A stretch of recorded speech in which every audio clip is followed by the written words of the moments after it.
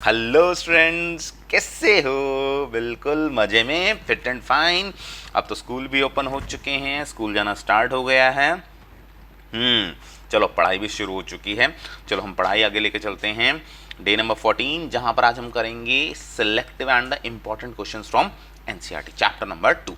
और इससे पहले एक बात बता देता हूं आपको कि बच्चा पार्टी चैनल को सब्सक्राइब करो और साथ में बेल आइकन को दबा दो, ठीक है। और अपने फ्रेंड्स के साथ शेयर करना स्टार्ट करो, जिससे उनको भी इस चीज़ का बेनिफिट मिल सके। और मैंने आपको पहले बता दिया था कि मैं सारी वीडियोस को कवर कर रहा हूँ, एक एक पॉइंट को कवर कर रहा हूँ, आपके एनसीईआरटी को कवर कर रहा हूँ। चलो शुरू से बता देता हूँ आपको। तो क्या क्या कवर किया मैंने आपके लिए? सबसे पहले टॉपिक कवर करा, टॉपिक के बाद उसके न्यूमेरिकल्स कवर करे, कॉन्सेप्चुअल न्यूमेरिकल्स, फिर उसका एमसीक्यू टॉपिक वाइज। फिर उसके बाद जहाँ हमारे पास पूरी यूनिट खत्म हो जाती है तो उसके बाद हम क्या लेके चलते हैं? एनसीईआरटी, ठीक है। तो आज हमारे पास चैप्टर 2 की एनसीईआरटी है, मतलब ये चैप्टर फिनिश होने वाला है, ठीक है। चलो चलते हैं क्वेश्चन नंबर 1 से स्टार्ट करते हैं। इसमें मैंने आज क्या क्या इंक्लूड करा है? जितने भी सिलेक्टिव क्वेश्चंस और इंपॉर्टेंट क्वेश्चंस हैं एनसीईआरटी के, ठीक है।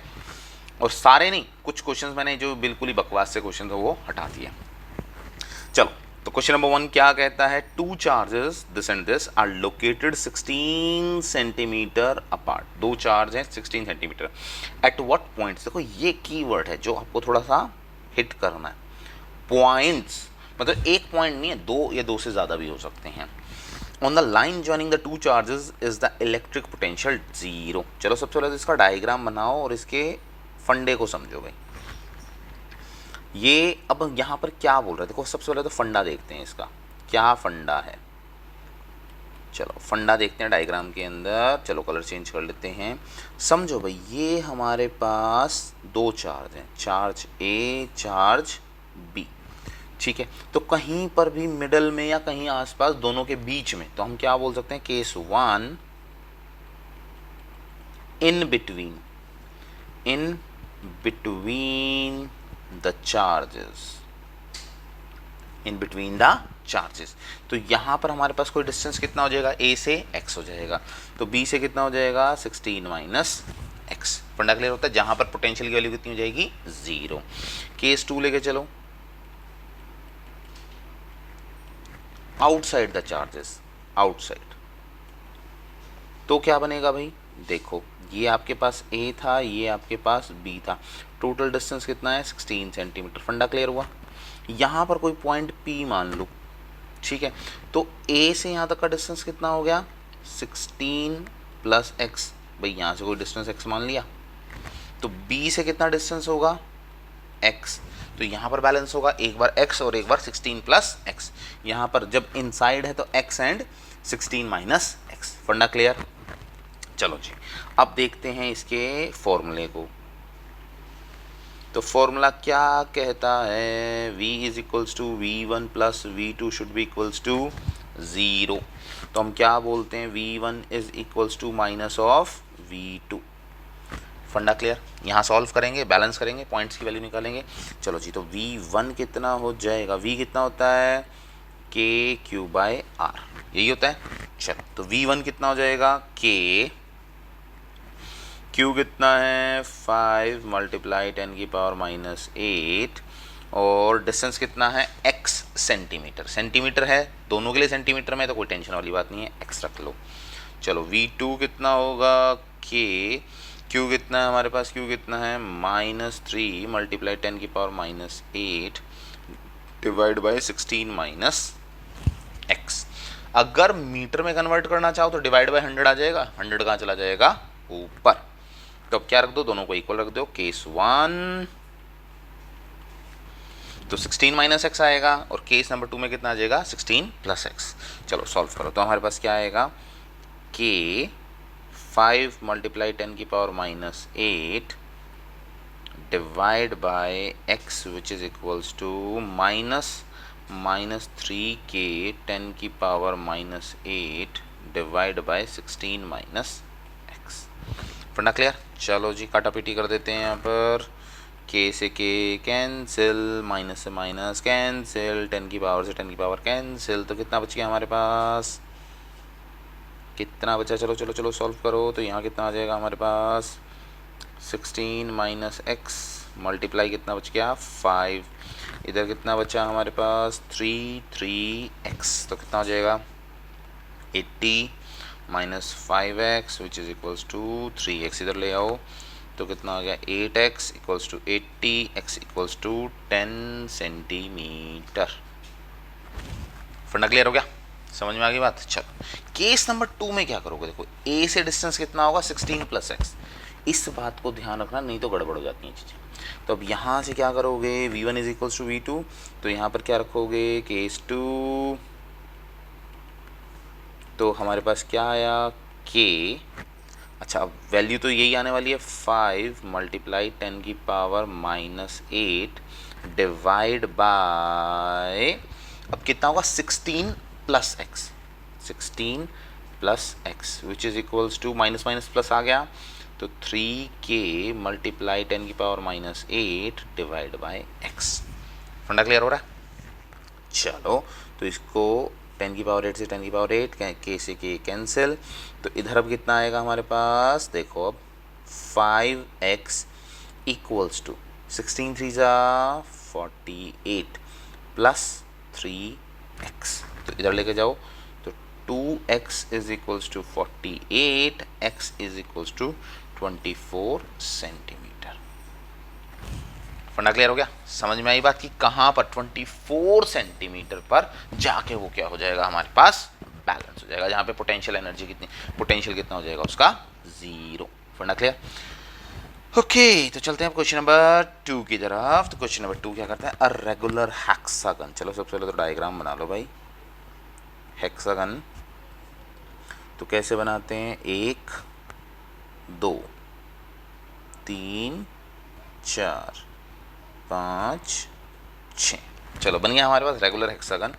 साइड कितनी रखी है 10 centimetre, has a charge 5 microcoulomb, Q is equals to 5 microcoulomb which is equals to 5 multiply 10 की power minus 6 coulomb at each of its vertices, each of its vertices, ठीक है, मतलब क्या कितनी vertices होती हैं 6, चलो 1 2 3 4 5 6, कितने चार्ज रखे हुए हैं, तो यहाँ पर भी Q Q Q Q Q and Q, तो टोटल चार्ज कितना हो गया हमारे पास, total charge N is equals to 6, समझ में आती है बात। चलो जी, calculate the potential at the centre of the hexagon, चलो जी, तो इसकी वजह से पोटेंशियल क्या होगा, या डिस्टेंस कितना मान लूँ मैं, R बोल दूँ, कोई दिक्कत वाली बात तो नहीं है, तो सेम सबके डिस्टेंस सेम ही आने वाले हैं सेंटर तक, तो कोई भी डिस्टेंस मान लो, तो distance from vertices to center equal to R। अगर देखो इसको कैलकुलेट करना चाहो तो हम इसे कैलकुलेट कर सकते हैं, क्योंकि इक्वी डिस्टेंट हो जाएगा, तो देखो ये वाला डिस्टेंस और ये वाला डिस्टेंस दोनों आपस में कैसे होंगे, सेम होंगे, तीनों डिस्टेंस कैसे होंगे सेम होंगे, तो वो 10 10 10 की टर्म्स में लेके चलने वाले हो। तो चलो जी R मान लिया, तो हमारे पास क्या हो जाएगा, V should be equals to V1 plus V2 plus V3 plus V4 plus V5 plus V6। भाई टोटल पोटेंशियल का मतलब क्या, जितने भी पोटेंशियल अवेलेबल हैं सारे अलग अलग से निकालोगे। चलो जी, तो V1 की वैल्यू कितनी होगी, के क्यू बाय आर, के क्यू बाय आर, सबका चार्ज कैसा है सेम है, सबका के तो सेम ही रहना है, सबका डिस्टेंस भी कैसा है सेम है, तो क्या होगा plus K Q by are plus K Q by are plus K Q by are plus K Q by are plus K Q by are, common निकाल लूँ, के क्यू बाय आर कॉमन निकल गया, तो हमारे पास कितना बचा 6 बच गया, 1 प्लस 1 प्लस 1 प्लस करके 6, तो हम क्या बोल सकते हैं 6 times of k Q by r, this is the total potential. देखो आगे भी जब क्वेश्चंस आते हैं तो अगर वो किसी पोजीशन पे पोटेंशियल निकालने के लिए पूछता है तो सबका सम कर दो अलग अलग करके, वरना क्लियर। चलो क्वेश्चन नंबर 3 क्या कहता है इसे देखते हैं। तो अब हमारे पास क्या है question number 3, 2 charges this and this, देखो सबसे पहले तो ना चार्ज को देखते ही आपके दिमाग में एक घंटी बजनी चाहिए, एक पॉजिटिव और एक नेगेटिव, तो आपस में किसकी तरह बिहेव करेंगे, बिहेव एज अ डाइपोल। तो सबसे पहले तो देखो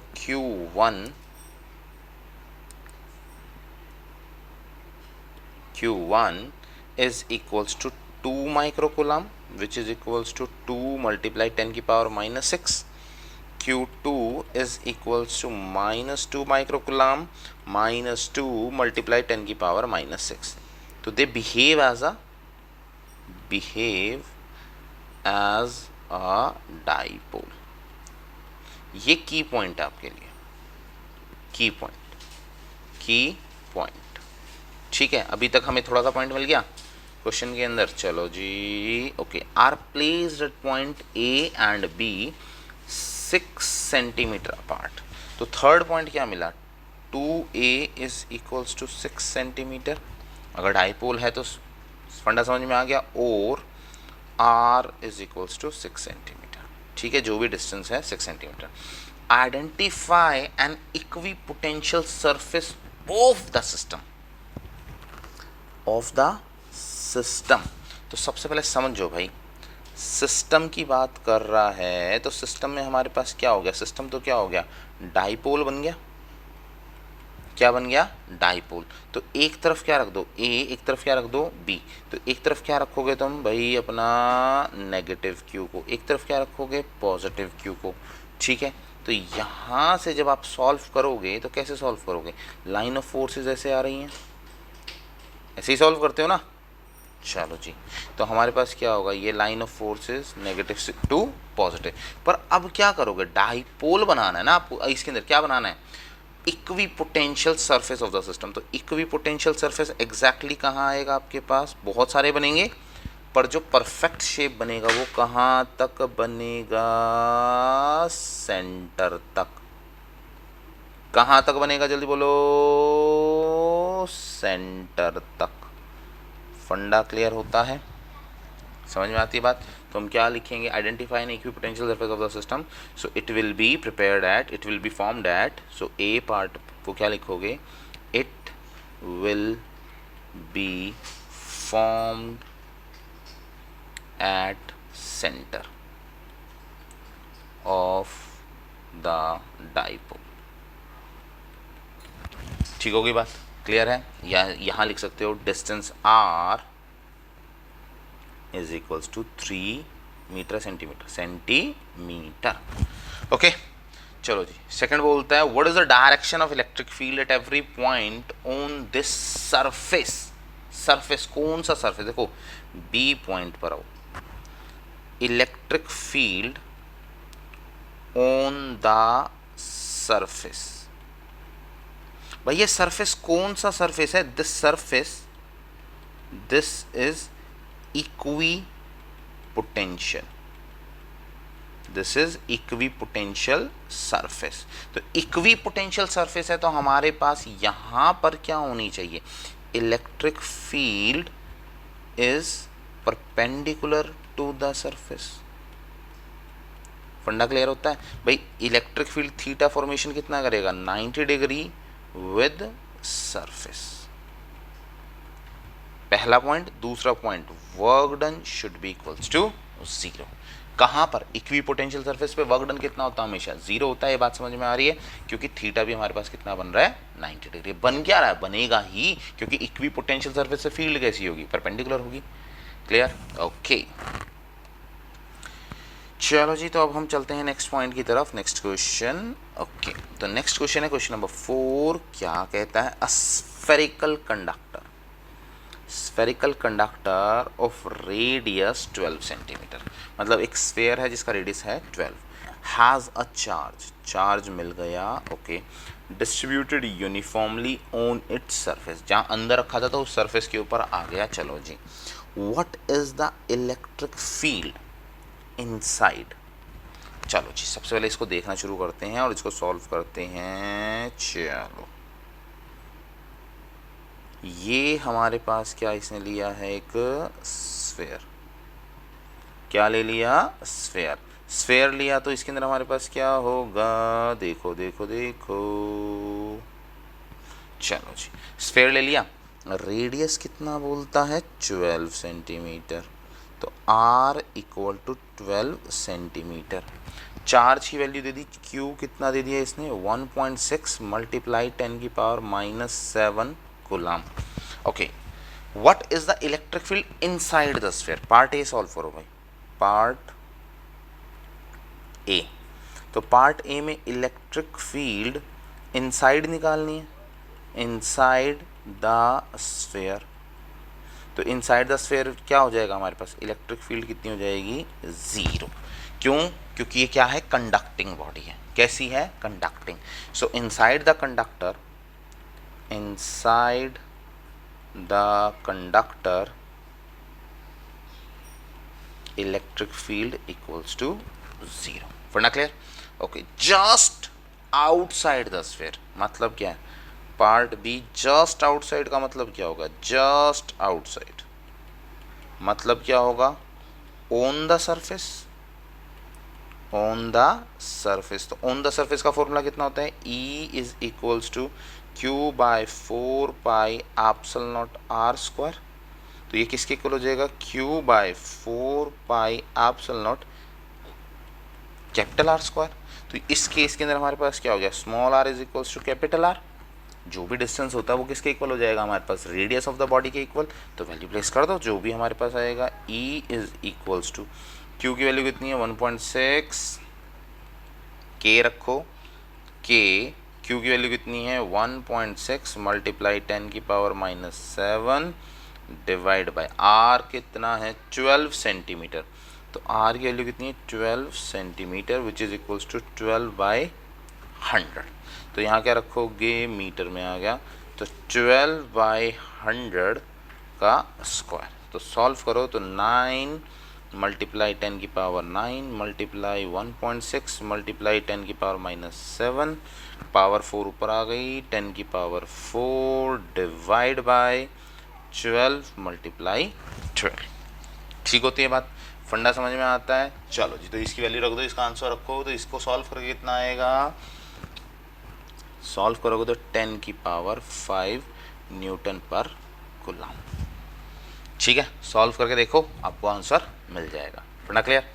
चलो जी, अब बात करते हैं सी पार्ट की।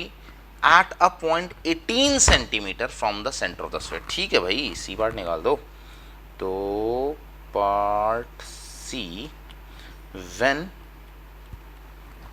Small r is greater than radius, small r is greater than radius. तो r की वैल्यू कितनी दी है 18 centimetre which is equals to 18 divide by 100 which is equals to 18 multiply 10 की पावर -2 मीटर। तो फॉर्मूला क्या लगाओगे, फॉर्मूला तो वही है भाई, के क्यू बाय आर स्क्वायर। तो के हमारे पास है 9 मल्टीप्लाई 10 की पावर 9, क्यू कितना है 1.6 मल्टीप्लाई 10 की पावर -7 डिवाइड बाय 18 मल्टीप्लाई 10 की पावर -2 का स्क्वायर। ठीक है, चलो जी, आप इसे सॉल्व करो, मैं आपको इसकी वैल्यू बता देता हूँ देखकर। ओके ओके ओके, इसकी वैल्यू आएगी 4.4 मल्टीप्लाई 10 की पावर 4 न्यूटन पर कूलम। फंडा समझ में आ गया ना, लॉजिक समझ में आ रहा है ना। तो देखो, मैथमेटिकल कैलकुलेशन तो आप कर ही लोगे। चीज़ क्लियर? चलो नेक्स्ट पे चलते हैं। अब बोलता है parallel plate capacitor, parallel plate capacitor with air. तो सबसे पहले तो देखो, लॉजिक देखना शुरू करो यहाँ पर थोड़ा सा। एक पैरेलल प्लेट कैपेसिटर है और बीच में क्या प्रेजेंट है, एयर। तो K की वैल्यू कितनी हो गई 1, या एप्सिलॉन R की वैल्यू कितनी हो गई 1। Between the plate has a capacitance of 8 picofarad. तो हमारे पास क्या हो गया, कैपेसिटेंस की वैल्यू कितनी है C0 epsilon naught A by D which is equals to 8 picofarad. तो C1 equal to C0 which is equals to 8 picofarad which is equals to epsilon naught A divided by D। ठीक है, और K की value कितनी दी है 1। पढ़ना clear? Okay, what will be the capacitance, what will be the capacitance if the distance between the plate is reduced by half, मतलब अब जो D2 होगा वो कितना होगा, D/2 के इक्वल, पहले से हाफ हो गया। And the space between them, and the space between them is filled with a dielectric constant, और K की वैल्यू कितनी बोल दी उसने, 6। चलो जी C2 निकाल दो, तो C इक्वल्स टू कितना होगा, K times of epsilon naught A divide by C2 कह दो, K2 epsilon naught A divide by D2 which is equals to K2 की वैल्यू कितनी आ गई, 6, एप्सिलॉन नॉट A, D2 की वैल्यू कितनी है, D/2, 2 कहाँ गया ऊपर, 12 epsilon naught A divide by D, तो इसकी वैल्यू कितनी आई थी, 8, 12 मल्टीप्लाई 8 कितना हो गया, 96 पिको फैराड। फंडा समझ में आ गया। चलो नेक्स्ट क्वेश्चन क्या कहता है, 3 capacitors each of capacitance 9 picofarad. Okay, 3 capacitor हैं, 3 capacitors, capacitance are connected in series, तो आपको देखो 3 कीवर्ड मिल गए हैं। What is the total capacitance of the combination, चलो जी 3 को लगा दो भाई, 1 2 3, चलो जी इनको कहीं पर हम अरेंज कर देते हैं। तो हमारे पास क्या होगा, CS क्या होता है, 1/CS is equals to 1/C1 plus 1/C2 plus 1/C3। तीनों की वैल्यू कैसी है, सेम, तो 1/C1 2 3 इक्वल्स टू कितना हो गया, 1/9 प्लस 1/9 प्लस 1/9, तो कितना हो गया 3/9, तो कितना आ गया 1/3।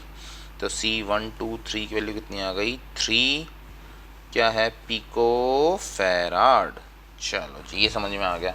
What is the potential difference across each capacitor if the combination, तो वोल्टेज की वैल्यू कितनी रखी है, 120 वोल्ट। तो अब एक चीज तो मुझे पता है, चार्ज की वैल्यू कैसी होती है, देखो इन सीरीज कॉम्बिनेशन हमें एक चीज पता है, क्या पता है, value of Q equals to constant, value कैसी रहती है, सेम रहती है। तो यहाँ पर क्या आ जाएगा, Q1 is equals to C1 V1, Q2 is equals to C2 V2, Q3 is equals to C3 V3। फंडा समझ में आता है। चलो जी, तो अब हमें क्या पता है, Q1 is equals to Q2 is equals to Q3 is equals to Q।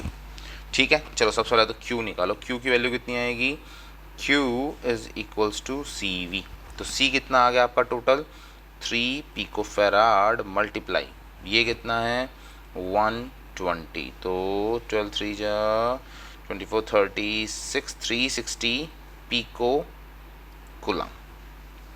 Charge की वैल्यू आ गई, चार्ज की वैल्यू आ गई, चलो निकाल दो। तो अब क्या निकालना है आपको, वोल्टेज 1 वोल्टेज 2 वोल्टेज 3, तो V1 कितना आएगा, Q/C1। पिको फैराड को चेंज मत करना, क्योंकि पिको में देखो आपके पास कैपेसिटेंस भी किस में, पिको में है, तो दोनों क्या हो जाएंगे, कैंसिल हो जाएंगे। तो Q1 कितना हो, Q कितना आ गया 360 divide by pico coulomb divide by कितनी वैल्यू है 9 पिको फैराड। देखो पिको से पिको कैंसिल, तो 9 4 जा तो कितना आ गया 40 वोल्ट, और तीनों के तीनों कैसे हैं, सेम। तो V1 is equals to V2 is equals to V3 equals to 40 volt each. फंडा क्लियर, समझ में आ गई बात। चलो जी नेक्स्ट क्वेश्चन को देखते हैं। 3 capacitors of capacitance this are connected in parallel. चलो जी, तो कॉम्बिनेशन निकाल दें इसका। ओके, तो पैरेलल में है तो पैरेलल में सॉल्व कर दो इसको जल्दी जल्दी। तो ये कैसे होंगे आपस में, 1 2 3, ठीक है, एक यहाँ पर होगा, एक यहाँ पर होगा, एक यहाँ पर होगा, तीनों को जोड़ दो।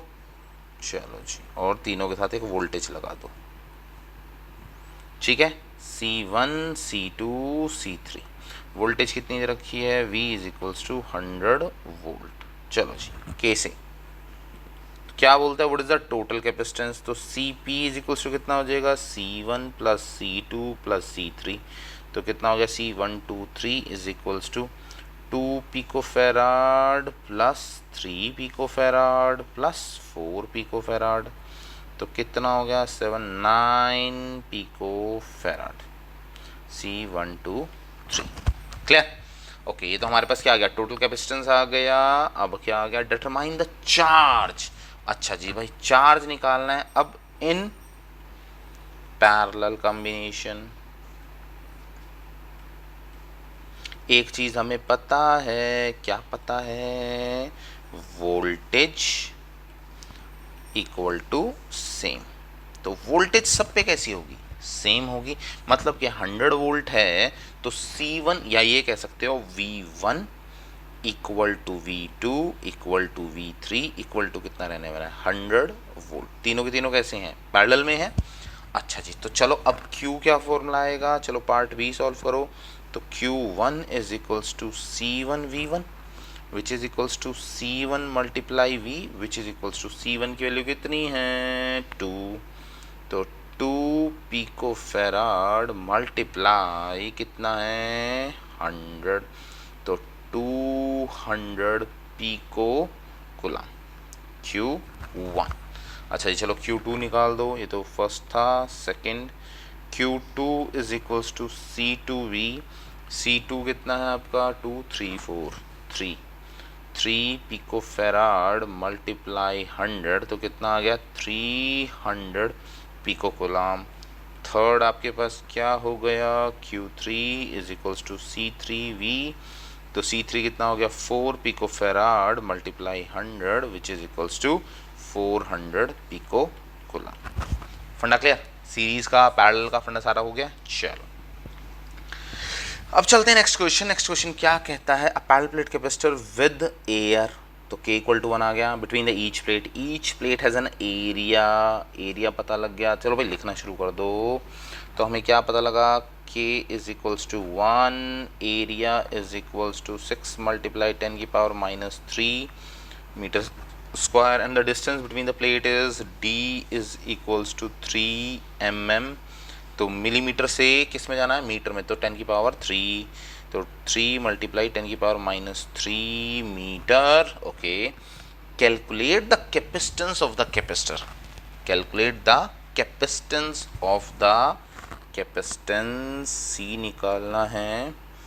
If this capacitor is connected to 100 volt supply, 100 volt किसके साथ, सप्लाई के साथ जुड़ा हुआ है, and what is the charge on each plate of the capacitor, what is the charge।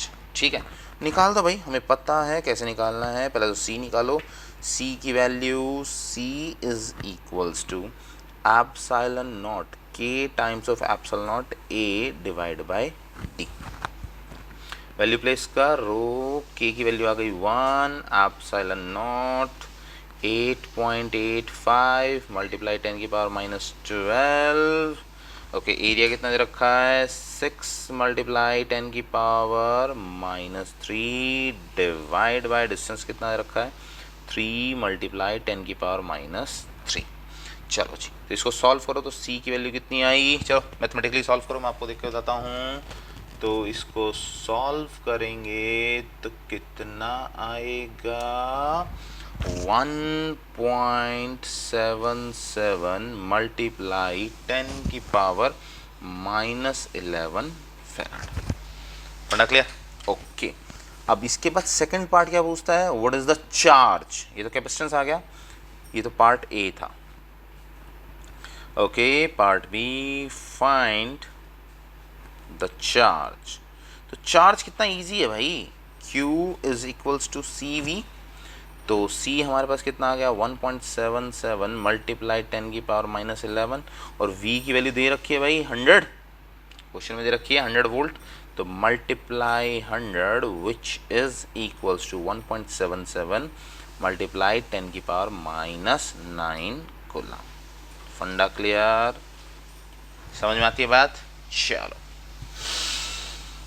अब चलते हैं नेक्स्ट क्वेश्चन की तरफ। नेक्स्ट क्वेश्चन क्या कहता है, explain what would happen, explain what would happen if in the capacitor given in exercise 2.8, मतलब पिछले क्वेश्चन में, a 3 mm thick mica sheet of dielectric constant K equal to 6। देखो इसने यहाँ एक चीज समझने वाली बात है, देखो इसने कहा है thickness T is equals to 3 mm।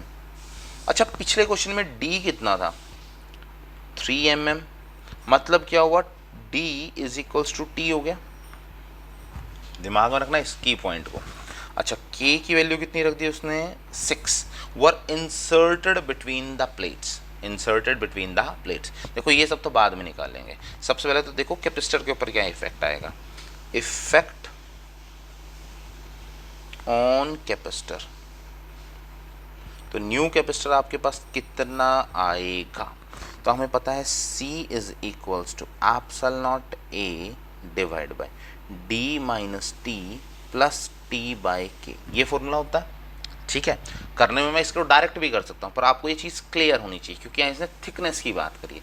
तो थिकनेस D और T आपस में कैसे हो गए, सेम हो गए, वैल्यू प्लेस कर दो, तो कितना हो गया, epsilon naught A divide bye, अब क्या है D और T कैंसिल हो जाएंगे आपस में, तो कितना बच गया, D बाय K। तो K कहाँ चला गया, ऊपर, तो हम क्या बोल सकते हैं, K times of epsilon naught A divide by D which is equals to K times of C naught. तो हमारे पास C कितना आ गया, K कितना है, 6 मल्टीप्लाई, पहले कितनी आई थी वैल्यू, चलो चलो चलो देखो 1.77 मल्टीप्लाई 10 की पावर माइनस 11 फेराड। फंडा क्लियर हो गया, न्यू कैपेसिटेंस आ गया आपके पास। चलो अब क्वेश्चन सॉल्व करते हैं। अब क्या बोलता है, चलो जी, explain what would happen if in the capacitor given in exercise this a 3 mm thick mica sheet constant dielectric constant 6 were inserted between the plates while the voltage supply remains connected। तो पूछा क्या निकालेंगे हम इसके अंदर, अच्छा चलो जी, कैपेसिटेंस और चार्ज निकालना है। तो इसने क्या कहा है, वोल्टेज कैसी रखी है उसने, सेम, वोल्टेज कैसी रखी है, same. Find charge, A part, find charge when V equal to same. तो भाई हमारे पास फॉर्मूला क्या होता है, Q इज इक्वल्स टू, देखो Q डैश नया चार्ज, तो C डैश V डैश, तो V dash is equals to V, तो हमारे पास क्या हो गया, Q dash is equals to कितना आ गया, K times of C naught multiply V। तो हम क्या बोलेंगे, 6 टाइम्स ऑफ ओल्ड चार्ज, तो 6 मल्टीप्लाई ओल्ड चार्ज। पढ़ना क्लियर हो गया, okay. B part, after the supply was disconnected, भाई जब वो डिसकनेक्टेड हो जाएगा, when value when system is disconnected. तो अब याद रखो आपके पास still charge remains same, connected हो डिसकनेक्टेड। देखो कनेक्टेड जब भी होता है वोल्टेज सेम रहती है, डिसकनेक्टेड होता है तो आपके पास क्या रहता है, चार्ज सेम रहता है। तो यहाँ पर अब आप चार्ज नहीं निकाल सकते, चार्ज तो आप निकाल चुके हैं, अब आप क्या निकाल सकते हो, नई वोल्टेज। तो new voltage, new decreased voltage, क्योंकि वोल्टेज क्या हो जाएगी, कम हो जाएगी, तो V इज इक्वल्स टू कितना हो जाएगा, Q dash by C dash. तो जो आपका नया चार्ज कितना आया था, 6 टाइम्स ऑफ Q, और नया कैपेसिटेंस कितना आया था, 6 टाइम्स ऑफ C। तो कैंसिल कर दो, तो Q by C, value solve कर दो, आपका क्या आ जाएगा, आंसर। फंडा क्लियर हो गया, समझ में आती है बात, ओके। नेक्स्ट क्वेश्चन क्या कहता है, देखते हैं, चलो चलो चलो देखो, 12 picofarad capacitor is connected to a 50 volt battery। अच्छा जी, चलो इसने C की वैल्यू दे दी, C कितना दे दिया, 12 picofarad कनेक्टेड। भाई ये बहुत बड़ा वर्ड है, कनेक्टेड और डिसकनेक्टेड समझना पड़ता है। तो connected to a 50 volt battery, तो वोल्टेज कितनी दे दी, 50 वोल्ट।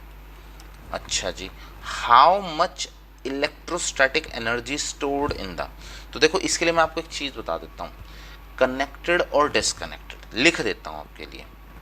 एनर्जी यहाँ नहीं लिखते, चलो यहाँ लिखते हैं एनर्जी। देखो एनर्जी के दो फॉर्मूले होते हैं, एक होता है हमारे पास हाफ सी वी स्क्वायर, एक फॉर्मूला होता है क्यू स्क्वायर बाय 2c। अब क्वेश्चन ये आता है कि ये दोनों फॉर्मूले हैं, यूज कब और कौन सा करें, तो ये आप यूज करोगे व्हेन सिस्टम इज कनेक्टेड। इस बात को दिमाग में रखना, कब यूज करोगे, कनेक्टेड। क्वेश्चन आता वाई, भाई क्यों, ऐसा क्यों, तो क्योंकि वहां पे v कैसा रहेगा, कांस्टेंट रहेगा। फंडा क्लियर हो गया। अच्छा जी, इसको कब करोगे, इसको करोगे डिसकनेक्टेड, डिसकनेक्टेड। वाई, क्योंकि वहां पे चार्ज कैसा रहता है, Q रिमेन्स सेम। क्लियर हो गई बात। तो यहां पर देखो C और V दे रखा, वो तो देखो आप डायरेक्ट भी लगाते तो हाफ CV स्क्वायर लगा देते, बट आपको लॉजिक समझ में आना चाहिए, क्योंकि बहुत सारे ऐसे क्वेश्चन आते हैं जहां पे कनेक्टेड डिसकनेक्टेड के केसेस आ जाते हैं। तो एनर्जी कितनी होगी, U is equals to half CV square, half C कितना है भाई 12 पिकोफेराड, 12 मल्टीप्लाई 10 की पावर -12 मल्टीप्लाई 50 मल्टीप्लाई 50। चलो सॉल्व कर दो, ये कितना आ गया 6, तो 5 5 25, 25 मल्टीप्लाई 6 150 मल्टीप्लाई 10 की पावर -10 जूल।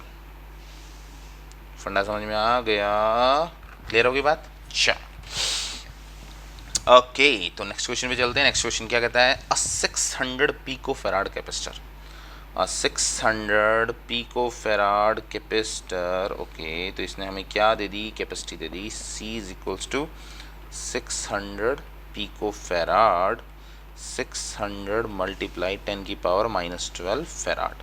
ठीक, इस चार्ज्ड बाय 200 वोल्ट, तो V इक्वल टू कितना दे दिया 200 वोल्ट। अच्छा जी, इट इज देन डिसकनेक्टेड। अब समझो डिसकनेक्टेड आते ही क्या दिमाग में जाना चाहिए, चार्ज रिमेन सेम और पोटेंशियल आपका क्या हो जाएगा, डिक्लाइन कर जाएगा। देखो, और इससे पहले थोड़ा सा देखना, 600 pico farad capacitor is charged, उसने क्या कर दिया, उसको चार्ज अप कर दिया, मतलब फुल्ली चार्ज कर दिया। चार्ज कर दिया, जैसे मान लो आपके पास मोबाइल है, मोबाइल को आपने चार्जिंग में लगा रखा, मतलब क्या, वो कनेक्टेड था, अब आपने उससे चार्जर की पिन को निकाल दिया, अब वो कैसा हो गया, डिसकनेक्टेड। दिमाग में जा रही है बात। चलो जी, तो हमारे पास पहला केस। अब नाउ सेकंड केस में क्या है, नाउ डिसकनेक्टेड। ओके, डिसकनेक्टेड हो गया, तो यहां पे याद क्या रखना है, Q remain same, voltage decrease. फंडा समझ में आता है। अच्छा जी, it is then disconnected from supply and connected to another uncharged 600 picofarad capacitor. अच्छा जी, now connected to C2 जिसकी वैल्यू कितनी है 600 picofarad। तो how much electrostatic energy is lost in this process। भाई पहले तो इसके डायग्राम को देखो, थोड़ा सा चीजें क्लियर होनी चाहिए। केस 1 क्या था, दिस इज केस 1। देखो पता है क्या, क्वेश्चन सॉल्व जब आप कर रहे हो तो जितना आप दिमाग में उसको कंस्ट्रक्ट कर पाओगे ना, डिजाइन कर पाओगे, जितनी उसकी इमेज बना पाओगे, उतना वो आसान होगा। और अगर वो आप दिमाग में ही नहीं बना पा रहे तो पेपर पे कैसे बनाओगे, समझ में आ रही है बात। और इसीलिए फिर बच्चे कहते हैं कि सर फिजिक्स बहुत मुश्किल है। अरे भाई फिजिक्स मुश्किल नहीं है, फिजिक्स की line to line, word to word आपको कुछ बताना चाह रही है। बस फोकस करो कि क्या मैं उसको समझ पा रहा हूँ कि नहीं। नहीं समझ पा रहा हूँ तो दोबारा पढ़ो और धीरे धीरे पढ़ो। धीरे धीरे पढ़ोगे चीज़ें दिमाग में जानी शुरू होंगी। ठीक है, तो यहाँ देखो भाई क्या बोलता है ये। सबसे पहले आपके पास ये कैपेसिटर था और ये कनेक्टेड था तो हमें सारी वैल्यूज मिल गई। अब दूसरी केस में क्या बोलता है, केस 2 के अंदर यहाँ हमारे पास ये कैपेसिटर, ये दूसरा कैपेसिटर, ये C2। अब C2 क्या था, डिसकनेक्टेड, तो इसकी वोल्टेज कितनी होगी, 0। इसका चार्ज कितना होगा, 0, 2 कह सकते हो। तो V1 आपको पता है, V1 कितना था, 200, Q1 हम निकाल सकते हैं या दे रखा है, चलो निकाल लेंगे। और C1 कितना दे रखा था, 600 पिको फेराड। C2 कितना दे रखा है, 600 पिको फेराड। अब एनर्जी लॉस निकालनी है ना, तो पहले तो ये देख लें कि जब हमारे पास सिस्टम 1 था तो एनर्जी कितनी थी, सिस्टम 2 था तो एनर्जी कितनी है, तभी तो डिफरेंस निकलेगा। चलो जी, तो केस 1 को ऐसे ही लेके चलो भाई, ठीक है। चलो केस 1, तो एनर्जी, अब एनर्जी का भी फॉर्मूला देखो कौन सा लगाओगे, हाफ CV²। वाई, अरे भाई कनेक्टेड था, कैसा था, कनेक्टेड। मैंने अभी आपको बता दिया कनेक्टेड था, तो हमारे पास क्या हो जाएगा, हाफ C की वैल्यू कितनी है, 600 multiply 10⁻12 pico farad multiply 200 multiply 200। तो ये तो 2 से 2 कैंसिल हो गया, 6 2 जा 12, तो 1 2 3 4 5 6, तो कितना आ गया, 10⁻⁻6। ये हमारे पास क्या आ गई, एनर्जी 1। फंडा समझ में आता है। अब एनर्जी 2 निकालनी है, तो अब हमारे पास कितने कैपेसिटर हैं, 2। कितने हैं, 2। अच्छा जी, 2 कैपेसिटर में से अब सबसे पहले मुझे क्या निकालना पड़ेगा, यहाँ पर कॉन्सेप्ट ऑफ, देखो लिखो यहाँ पर डिस्कनेक्टेड। तो डिस्कनेक्टेड है तो सबसे पहला पॉइंट क्या निकलेगा, common potential. Common potential, common potential का फॉर्मूला क्या होता है, V equals to C1V1 plus C2V2 over C1 plus C2। यही होगा हमारे पास। फंडा समझ में आ रहा है भाई, हमारे पास ये फॉर्मूला कॉमन पोटेंशियल का। चलो जी, अब हमें पता है, इनकी वैल्यूज़ पता है, C1 की वैल्यू कितनी है, 600 पिको फेराड, C2 की वैल्यू कितनी है, 600 पिको फेराड, V1 की वैल्यू कितनी है, 200, V2 की वैल्यू भाई कितनी है, डिस्कनेक्टेड था, 0। वैल्यू प्लेस कर दो, तो कॉमन पोटेंशियल कितना आ गया आपके पास, 600 पिको फेराड मल्टीप्लाई कितना हो गया, 200 plus 0 divide by 600 plus 600 1200 pico farad. तो कितना हो जाएगा, 2 से 2 कैंसिल, तो कितना आ गया, 100 वोल्ट। फंडा समझ में आता है, कॉमन पोटेंशियल आ गया। चलो जी, तो अब एनर्जी 2 निकालो, तो energy 2 is equals to half CV²। अब ये हाफ CV² नहीं आएगा, बस अब ये समझना है आपको, एनर्जी 2 में कितने हैं, 2 कैपेसिटर, तो यहाँ पर कितना आएगा, समझो half C1V² plus half C2V², क्योंकि कैपेसिटर कितने हैं, 2, और कॉमन पोटेंशियल हो चुका है, तो फॉर्मूला क्या लगाओगे, half C1 plus C2 C1 plus C2V²। Value place कर दो, चलो हाफ C1 प्लस C2 कितना हो गया, 600 plus 600 1200 pico farad multiply V कितना आया है, 100, तो कितना हो गया, 10⁻4। तो सॉल्व करो तो कितना आएगा हमारे पास, हाफ तो कितना हो गया, 600 पिको, मतलब हमारे पास 100 में है, तो कितना आ जाएगा, 10⁻⁻8 which is equals to 6 multiply 10⁻⁻6। हमारे पास कितना आ गया, जूल। फंडा क्लियर हो गया, ये भी किस में था, जूल में था। क्लियर, ये हमारे पास कितना आ गया, E2। तो अब क्या करें, एनर्जी लॉस निकालना है। चलो जी, तो energy loss is equals to, अब क्या निकालोगे, एनर्जी लॉस, दोनों का डिफरेंस निकाल दो, तो हमारे पास क्या आ जाएगा, E1 minus E2 which is equals to 12 multiply 10⁻⁻6 minus 6 multiply 10⁻⁻6। तो कितना आ जाएगा, 6 मल्टीप्लाई 10⁻⁻6 कॉमन, तो 12 नहीं, 2 माइनस 1, तो 2 minus 1 which is equals to 6 multiply 10⁻⁻6 joule. तो this much of energy is loss. Simple सी बात है, 50% हमेशा। देखो मैं आपको एक रूल बता रहा हूँ, एक शॉर्टकट बता रहा हूँ। कभी भी एनर्जी लॉस की बात करते हैं ना तो सिर्फ इतना देख लिया करो, 50% हमेशा लॉस होता है। ठीक है, ओके। अच्छा जी, क्वेश्चन, नेक्स्ट क्वेश्चन क्या कहता है, इसको देखो। A charge 8 microcoulomb. चलो जी, क्यू की वैल्यू दे दी कितना, 8, और सॉरी माइक्रो नहीं, milli coulomb, which is equals to 8 multiply 10 की power -3 coulomb, is located at origin. Position दे दिया, पोजीशन क्या है इसका, ओरिजिन।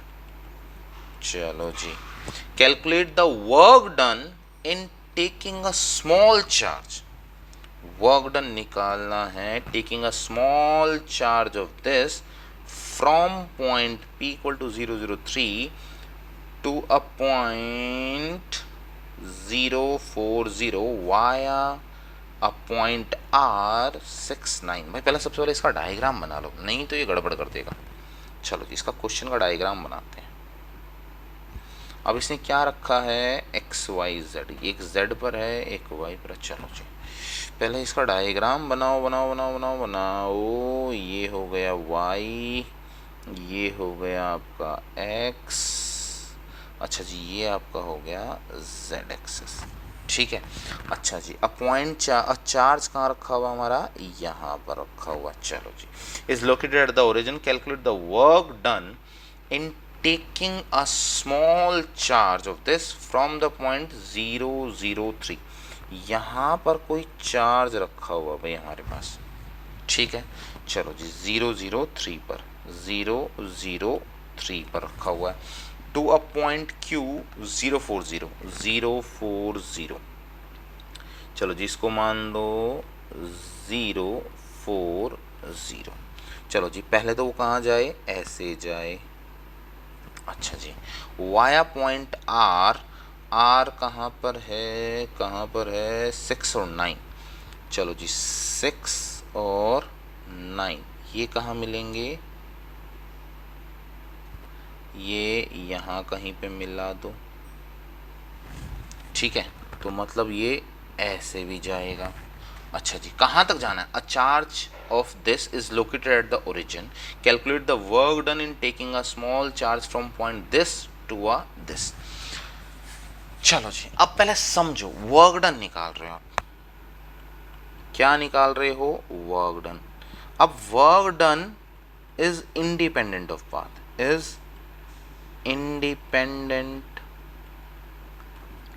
ऑफ पाथ, ये बात दिमाग में रखो, पहला की पॉइंट। दूसरा point, depends on initial and final position. तो बस अब सॉल्व कर दो ना, आपके पास दोनों डिस्टेंस हैं, तो यहाँ से डिस्टेंस ओरिजिन से देखोगे तो ये डिस्टेंस कितना आ जाएगा 4, ये डिस्टेंस कितना आ जाएगा 3। बस कर दो इसको जल्दी से सॉल्व। कैसे करोगे भाई, वैल्यू रख दो इसकी, तो आपको क्या निकालना है, वर्क डन। तो वर्क डन का फॉर्मूला कितना होता है, क्यू वी या फिर के Q1 Q2 बाय R, यही है। चलो जी, अब यहाँ देखो कि आपके पास दो पोजीशन दे रखे हैं, तो आप क्या लगाओगे यहाँ पे, W is equals to Q VB minus VA, भाई final position minus initial position. अच्छा, चलना कहाँ से शुरू करा भाई आपने, फ्रॉम दिस टू दिस, तो आपके पास Q क्या हो गया, फाइनल पोजीशन, तो क्या बोलोगे, Q VQ माइनस VP। चलो जी, वैल्यू रख दो, तो हमारे पास क्या हो जाएगा Q, तो यहाँ कितना हो जाएगा KQ bye R1 minus KQ1 Q2 कर दो इसे, या दोनों का 400 सेम ही रहना है। ठीक है, तो ये आ गया हमारे पास माइनस KQ बाय R2, तो KQ1 Q2 1 bye R1 minus 1 bye R2, तो कितना आ गया, KQ1 Q2, वैल्यू रखो भाई, 1 बाय, तो कहाँ तक गए हैं, ये पोजीशन P है, ये पोजीशन Q है, तो 1/4 माइनस 1/3। सॉल्व कर दो तो कितना आ गया, K Q1 Q2 Q3, तो K कितना हो गया 9 मल्टीप्लाई 10 की पावर 9 मल्टीप्लाई Q1 की वैल्यू 8 माइक्रोकुलाम, 8 मल्टीप्लाई 10 की पावर -3, Q2 की वैल्यू कितनी है -2 मल्टीप्लाई 10 की पावर -9। सॉल्व कर दो तो 3 - 4 अपॉन 12, तो कितना आ गया -1/12, और इन सबको मल्टीप्लाई करो, इन सबको कितना मान लिया x, तो ये कितना आ गया x, तो वैल्यू कितनी आई, चलो मैं चेक करके बताता हूँ, जल्दी से सॉल्व करो क्वेश्चन नंबर 12, तो वैल्यू कितनी आएगी 1.2 जूल, 1.2 जूल। अच्छा एक चीज़ और बता देता हूँ मैं आपको, जो ये हमारा डिस्टेंस है, डिस्टेंस किस में है, centimetre, distance in centimetre, so convert it into metre, तो यहाँ क्या आ जाएगा हमारे पास, यहाँ वैल्यू रख दो 4 मल्टीप्लाई 10 की पावर -2, और साथ में कितना आ जाएगा 3 मल्टीप्लाई 10 की पावर -2। क्लियर होगी बात, तो 12 मल्टीप्लाई 10 की पावर -4 हो जाएगा भाई, 10 की पावर -2, ये कर दो सॉल्व, यहाँ हमारे पास वैल्यू आ जाएगी। क्लियर होगी बात, 10 की पावर -2 कॉमन बाहर निकाल लो, तो 10 की पावर -2, यहाँ कितना आ जाएगा 12। क्लियर, सॉल्व कर दिया तो कितना आ गया 1.2 जूल। ये बताओ लॉजिक समझ में आ गया ना, लॉजिक समझ में आने के बाद मैथमेटिकल पार्ट तो कर सकते हो, कहीं ना कहीं थोड़ा बहुत कई बार हो जाती है कन्फ्यूज़न। ठीक है, चलो तो अब चलते हैं नेक्स्ट क्वेश्चन की तरफ। क्या कहता है ये क्वेश्चन, ध्यान से देखो। A cube of side B, a cube, तो क्यूब तो बनाना पड़ेगा भाई, चलो बनाओ पहले तो क्यूब, 2 लाइन वर्सेस 2 लाइन, चलो बनाओ हाफ वर्सेस हाफ, बन गया क्यूब, चलो ठीक ठाक सा क्यूब बन गया। चलो साइड कितनी है B, okay, has a charge Q at its vertices, okay, determine the potential, potential का तो हमने करा था ना कि पोटेंशियल करते हैं तो सबका सम निकाल दो, and electric field due to this charge array, array का मतलब क्या होता है सबका, at the centre of the cube, at the centre of the cube. चलो जी तो अब क्या करोगे, सिंपल सी बात है, v की वैल्यू निकाल दो, और e की वैल्यू तो कितनी होने वाली है 0 होने वाली है। तो चलो तो यहाँ से सबसे पहले तो हमें पता है डिस्टेंस कितना होता है भाई, distance between two body diagonals, two body diagonal, तो 2 बॉडी डायगोनल के बीच में हमें पता है डिस्टेंस कितना होता है, √3 टाइम्स ऑफ साइड। ये पता है कि नहीं पता है, देखो भाई 2 के बीच में निकालोगे तो √2a आ जाएगा, उसके साथ फिर डायगोनल लोगे तो कितना आ जाएगा √3 हो जाएगा। चलो जी तो कितना आ गया हमारे पास, साइड डिस्टेंस कितना आ गया, r इक्वल टू कितना आ गया √3b। अच्छा जी हमें कहाँ निकालना है इसको, मिड पॉइंट पर, मिड पॉइंट पर निकालना है, नहीं मिड पॉइंट पर नहीं, सेंटर पर निकालना है, तो एट सेंटर, तो डिस्टेंस बोले तो कितना हो जाएगा, हाफ ऑफ √3b, तो मैं क्या बोल सकता हूँ b/2 √3, ये आ गया हमारे पास मेन डिस्टेंस, तो ये बोल दो डिस्टेंस, क्या हो गया डिस्टेंस। बस अब क्या करोगे, वैल्यू निकालो, चलो तो क्या निकालना है, a cube of side B has a charge Q at its vertices, determine the potential and electric field due to its, okay. चलो जी टोटल पोटेंशियल एट सेंटर।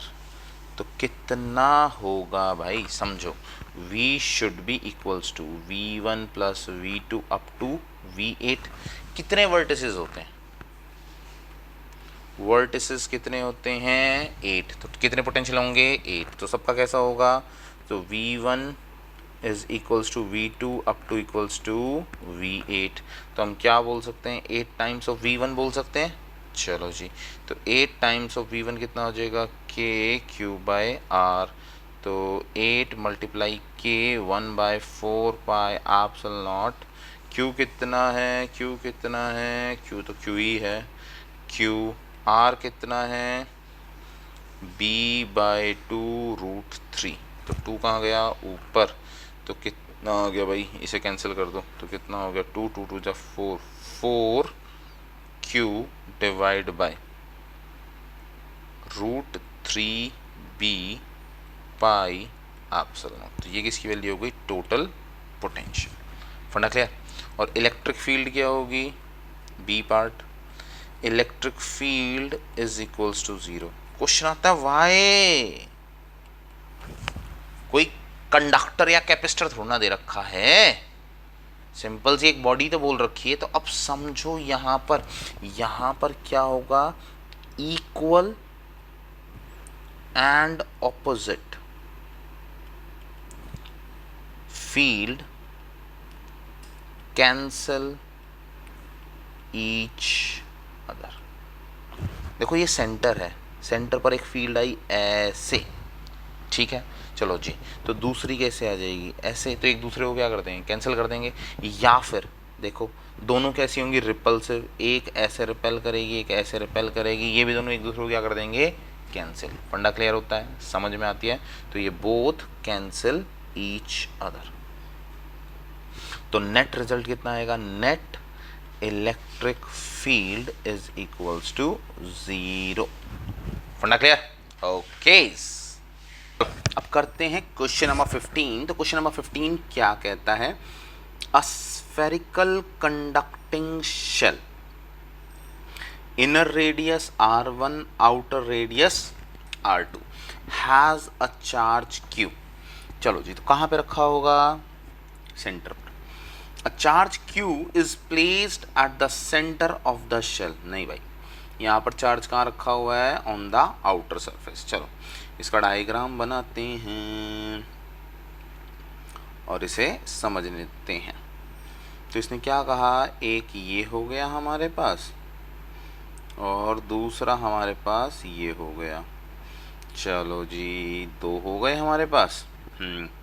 इसका रेडियस R1, इसका रेडियस R2, चार्ज कितना रखा हुआ है? Q। चलो ए part पे चलते हैं। ए पार्ट क्या कहता है? A charge small q is placed at the centre. Small q is placed at the centre. What is the surface charge density on the inner okay and outer surface of the shell. देखो inner surface of the shell क्या होता है? सबसे पहले अगर ये plus है तो यहाँ सारा में क्या आ जाएगा? यस यस यस, बिल्कुल सही सोच रहे हो, नेगेटिव। बाहर कैसा जाएगा? Small q। तो हमारे पास क्या होगा? सरफेस चार्ज डेंसिटी कितनी होती है? Sigma is equals to charge by area. तो इनर के लिए क्या करेंगे हम? इनर के लिए कितना आ जाएगा? Sigma is equals to minus Q. Charge कैसा हो गया? नेगेटिव, सरफेस के ऊपर। तो डिवाइड बाय 4 पाई R1 का स्क्वायर। फंडा क्लियर हो गया? अच्छा जी, आउटर के लिए टोटल चार्ज कितना है भाई हमारे पास? बोलो बोलो बोलो। Capital Q plus small q divide by area कितना हो जाएगा? 4 पाई R2 का स्क्वायर। फंडा क्लियर हो गया? इजी था।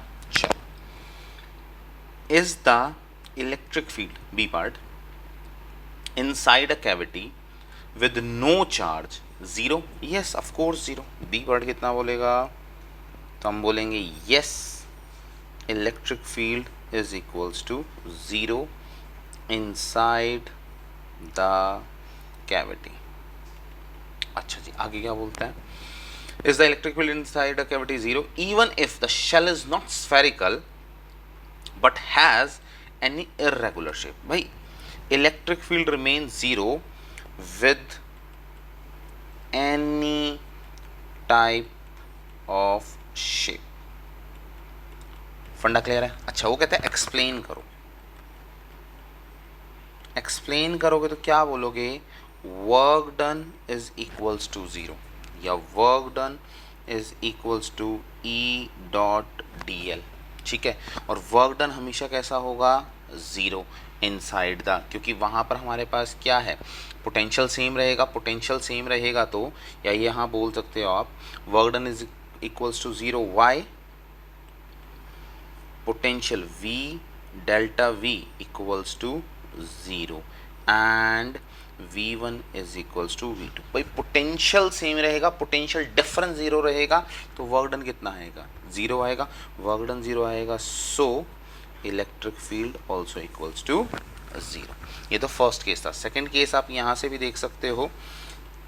E is equals to minus D V by D R. V equals to constant रहने वाला है तो डेफिनेटली इलेक्ट्रिक फील्ड कितनी होगी? ज़ीरो. भाई कांस्टेंट टर्म का डेरिवेटिव कितना होता है? कांस्टेंट टर्म का डेरिवेटिव कितना होता है? ज़ीरो. फंडा करते हैं क्वेश्चन नंबर 17. तो क्वेश्चन नंबर 17 हमें क्या कहता है? ध्यान दो. A long charge cylinder, a long charge cylinder of linear charge density lambda is surrounded by a hollow coaxial conducting cylinder. What is the electric field in the space between the two cylinders? देखो space between the two cylinders. अब चलो इसके diagram को समझते हैं और फिर इसको करते हैं. क्या कहता है? देखो भाई, ये कहता है ये हमारे पास एक सिलेंडर है. ये हमारे पास क्या है? एक cylinder. long charge cylinder of linear charge density lambda is surrounded by a hollow coaxial. hollow hollow hollow hollow hollow hollow. चलो जी, ये हमने एक होलो बना दिया. चलो जी, एक होलो बना दिया और ऐसे कर दिया. ठीक है, होलो कोएक्सियल बन गया. अच्छा जी, अब उसके बाद क्या बोलते हैं? What is the electric field in the space between them. चलो यहाँ चार्ज Q था तो यहाँ नेगेटिव Q आ जाएगा, यहाँ पॉजिटिव, यहाँ नेगेटिव. तो इलेक्ट्रिक फील्ड की डायरेक्शन कैसे जाएगी? Positive to negative. फंडा समझ में आता है? क्लियर होती है बात? चलो जी, निकाल दो. तो हमारे पास क्या होता है? फॉर्मूला कितना होता है? Flux is equals to integration over close path E dot D S. यही करते हैं. तो हमारे पास क्या आ जाएगा? Integration over close path E. अच्छा जी, इसको अगर हम सॉल्व कर दें तो हमारे पास कितना आ जाएगा? ds को सॉल्व कर तो कितना आ जाएगा? 2 pi R L. 2 pi R L. तो ये फ्लक्स आ गया आपके पास. इक्वेशन नंबर 1 आ गई. इसने पूछा ना what is the electric field, तो इलेक्ट्रिक फील्ड निकालनी है. चलो जी, ये फर्स्ट इक्वेशन आ गई. Second, flux is equals to Q by epsilon naught. अब इसने दे क्या रखी है? Surface charge density. Surface charge density दे रखी है तो यूज़ करो. तो lambda is equals to Q by L. Linear charge density. तो हमारे पास क्या फॉर्मूला आ जाएगा? क्या आ जाएगा? Q is equals to lambda L. तो प्लेस कर दो. Flux is equals to lambda L divide by epsilon. This is your equation number 2. तो फ्रॉम इक्वेशन 1 एंड 2 तो हमारे पास क्या होगा? E multiply 2 pi R L which is equals to lambda L divide by epsilon naught. L से L cancel तो E is equals to lambda divide by 2 pi R epsilon naught. Funda clear होता है? अच्छा, एक बात समझो भाई, अगर सरफेस से भी निकालते ना तो भी वैल्यू ही आनी थी. क्या फ़र्क पड़ना था? सरफेस पर भी कौन सा चार्ज आएगा? पॉजिटिव से भी निकालोगे तो क्या आएगा? सेम ही वैल्यू आने वाली है. और अगर गोस थ्योरम की तरफ से भी हेल्प करते या गोस थ्योरम भी जब हमने सॉल्व करी थी तो सेम ही तो रिजल्ट आ रहा था. देख रहे हो कितना आसान क्वेश्चन था. चलो नेक्स्ट क्वेश्चन क्या कहता है? देखो, in a hydrogen atom the electron, मतलब हमें चार्ज भी पता लग गया, मास भी पता लग गया। प्रोटॉन, तो चार्ज भी पता लग गया, मास भी पता लग गया। बाउंडेड एट अ डिस्टेंस, दोनों के बीच में क्या पता लग गया, distance. Okay, estimate the potential energy, potential energy का फॉर्मूला के Q1 Q2 बाय आर। चलो Q1 पता है, Q2 पता है, R पता है, K पता है। Of the system in electron volt, चलो ये निकाल सकते हैं। Taking the zero of the potential energy eight infinite separation of the electron from proton. देखो पोटेंशियल एनर्जी निकाल रहे हैं। ए पार्ट, पोटेंशियल एनर्जी किसके इक्वल होता है, potential energy 2 minus potential energy 1, यही है। चलो जी, तो इनिशियली ये कहां पर थे, इनिशियली थे इनफाइनाइट पर, तो R2 इक्वल्स टू कितना हो गया, इनफाइनाइट। पढ़ना समझ में आता है। R1 कितना हो गया हमारे पास, 0.53 angstrom, which is equals to 0.53 multiply 10 की पावर माइनस 10। फंडा क्लियर हो गया, मीटर। तो अगर R2 इनफाइनाइट है तो पोटेंशियल एनर्जी का फॉर्मूला कितना होता है, K Q1 Q2 bye R। तो R2 कितना है, इनफाइनाइट, तो potential energy 2 equal to potential energy at infinity is equals to कितना हो जाएगा, 0। कैसे हुआ भाई, वैल्यू रख दो, K Q1 Q2 divide by infinite which is equals to 0। Funda clear हो गया, समझ में आती है बात। चलो जी, तो पोटेंशियल एनर्जी 1 निकालो, तो potential energy is equals to 0 minus K Q1 कितना है 1.6 multiply 10 raise to power minus 19, Q2 कितना है 1.6 multiply 10 raise to power minus 19 divide by 0.53 multiply 10 की पावर माइनस 10 मीटर। चलो चलो चलो जल्दी से सॉल्व करो, मैं आपको देख के बता देता हूँ क्या वैल्यू है इसकी। सॉल्व करके कितना आया भाई, -43.47 मल्टीप्लाई 10 की पावर माइनस 19 जूल। फंडा समझ में आता है, मैथमेटिकल कैलकुलेशन समझ में आती है। अच्छा जी, इसमें एक बात और भी तो बोली है इसने कि सिस्टम को हमें किस में लेके चलना है। देखो अब ध्यान दो, इलेक्ट्रॉन वोल्ट, ये तो जूल में आया है, तो क्या करें, इलेक्ट्रॉन वोल्ट में चेंज करें। चलो जी, कन्वर्ट इनटू इलेक्ट्रॉन वोल्ट। तो भाई एक इलेक्ट्रॉन वोल्ट की वैल्यू कितनी होती है, 1 electron volt is equals to, electron है ना, तो 1.6 multiply 10 raise to power minus 19 volt. तो देखो इसको क्या कर दें, सॉल्व कर दें।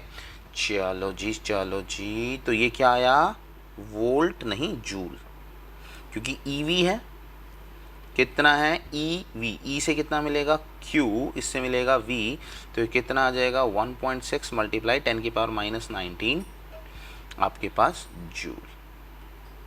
ठीक है, चलो जी, तो इसको सॉल्व करो, तो इलेक्ट्रॉन वोल्ट में सॉल्व करेंगे, तो डिवाइड कर दो इसको, चलो चलो चलो करो, तो हमारे पास क्या आएगा, in electron volt is equals to -43.47 multiply 10 की power minus 19 divide by 1.6 multiply 10 की पावर माइनस 19। तो सॉल्व करोगे तो क्या वैल्यू आएगी भाई, -27.16 इलेक्ट्रॉन वोल्ट।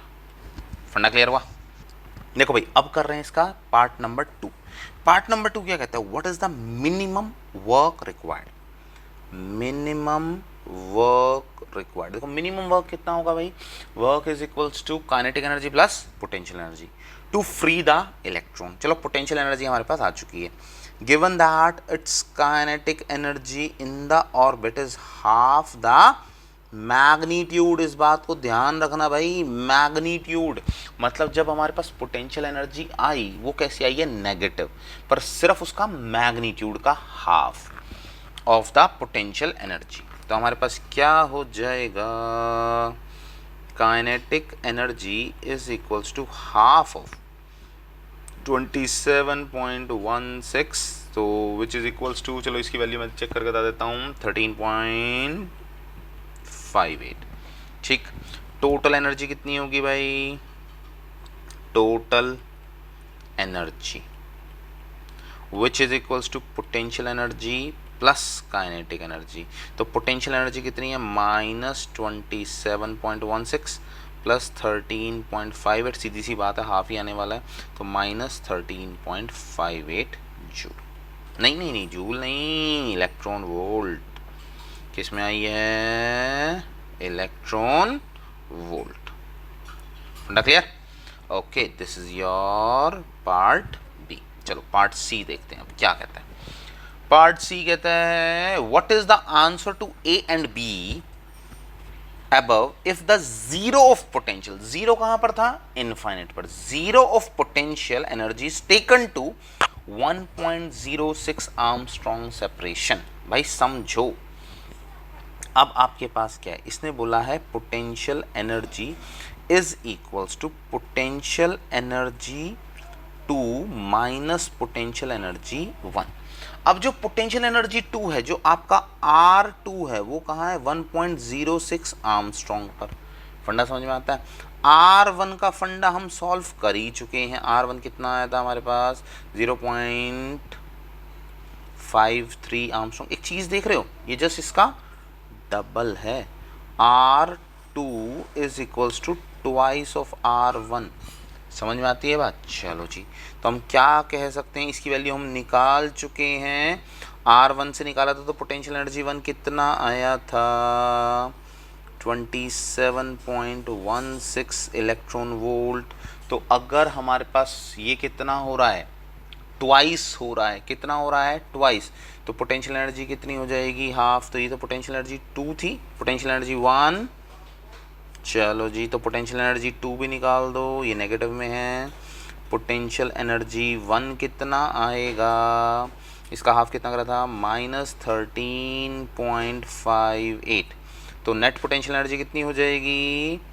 तो ये होगा -13.58 माइनस माइनस प्लस, तो ये कितना हुआ हमारे पास? 27.16 which is equals to 13.58 joule ना, 13.58 इलेक्ट्रॉन वोल्ट।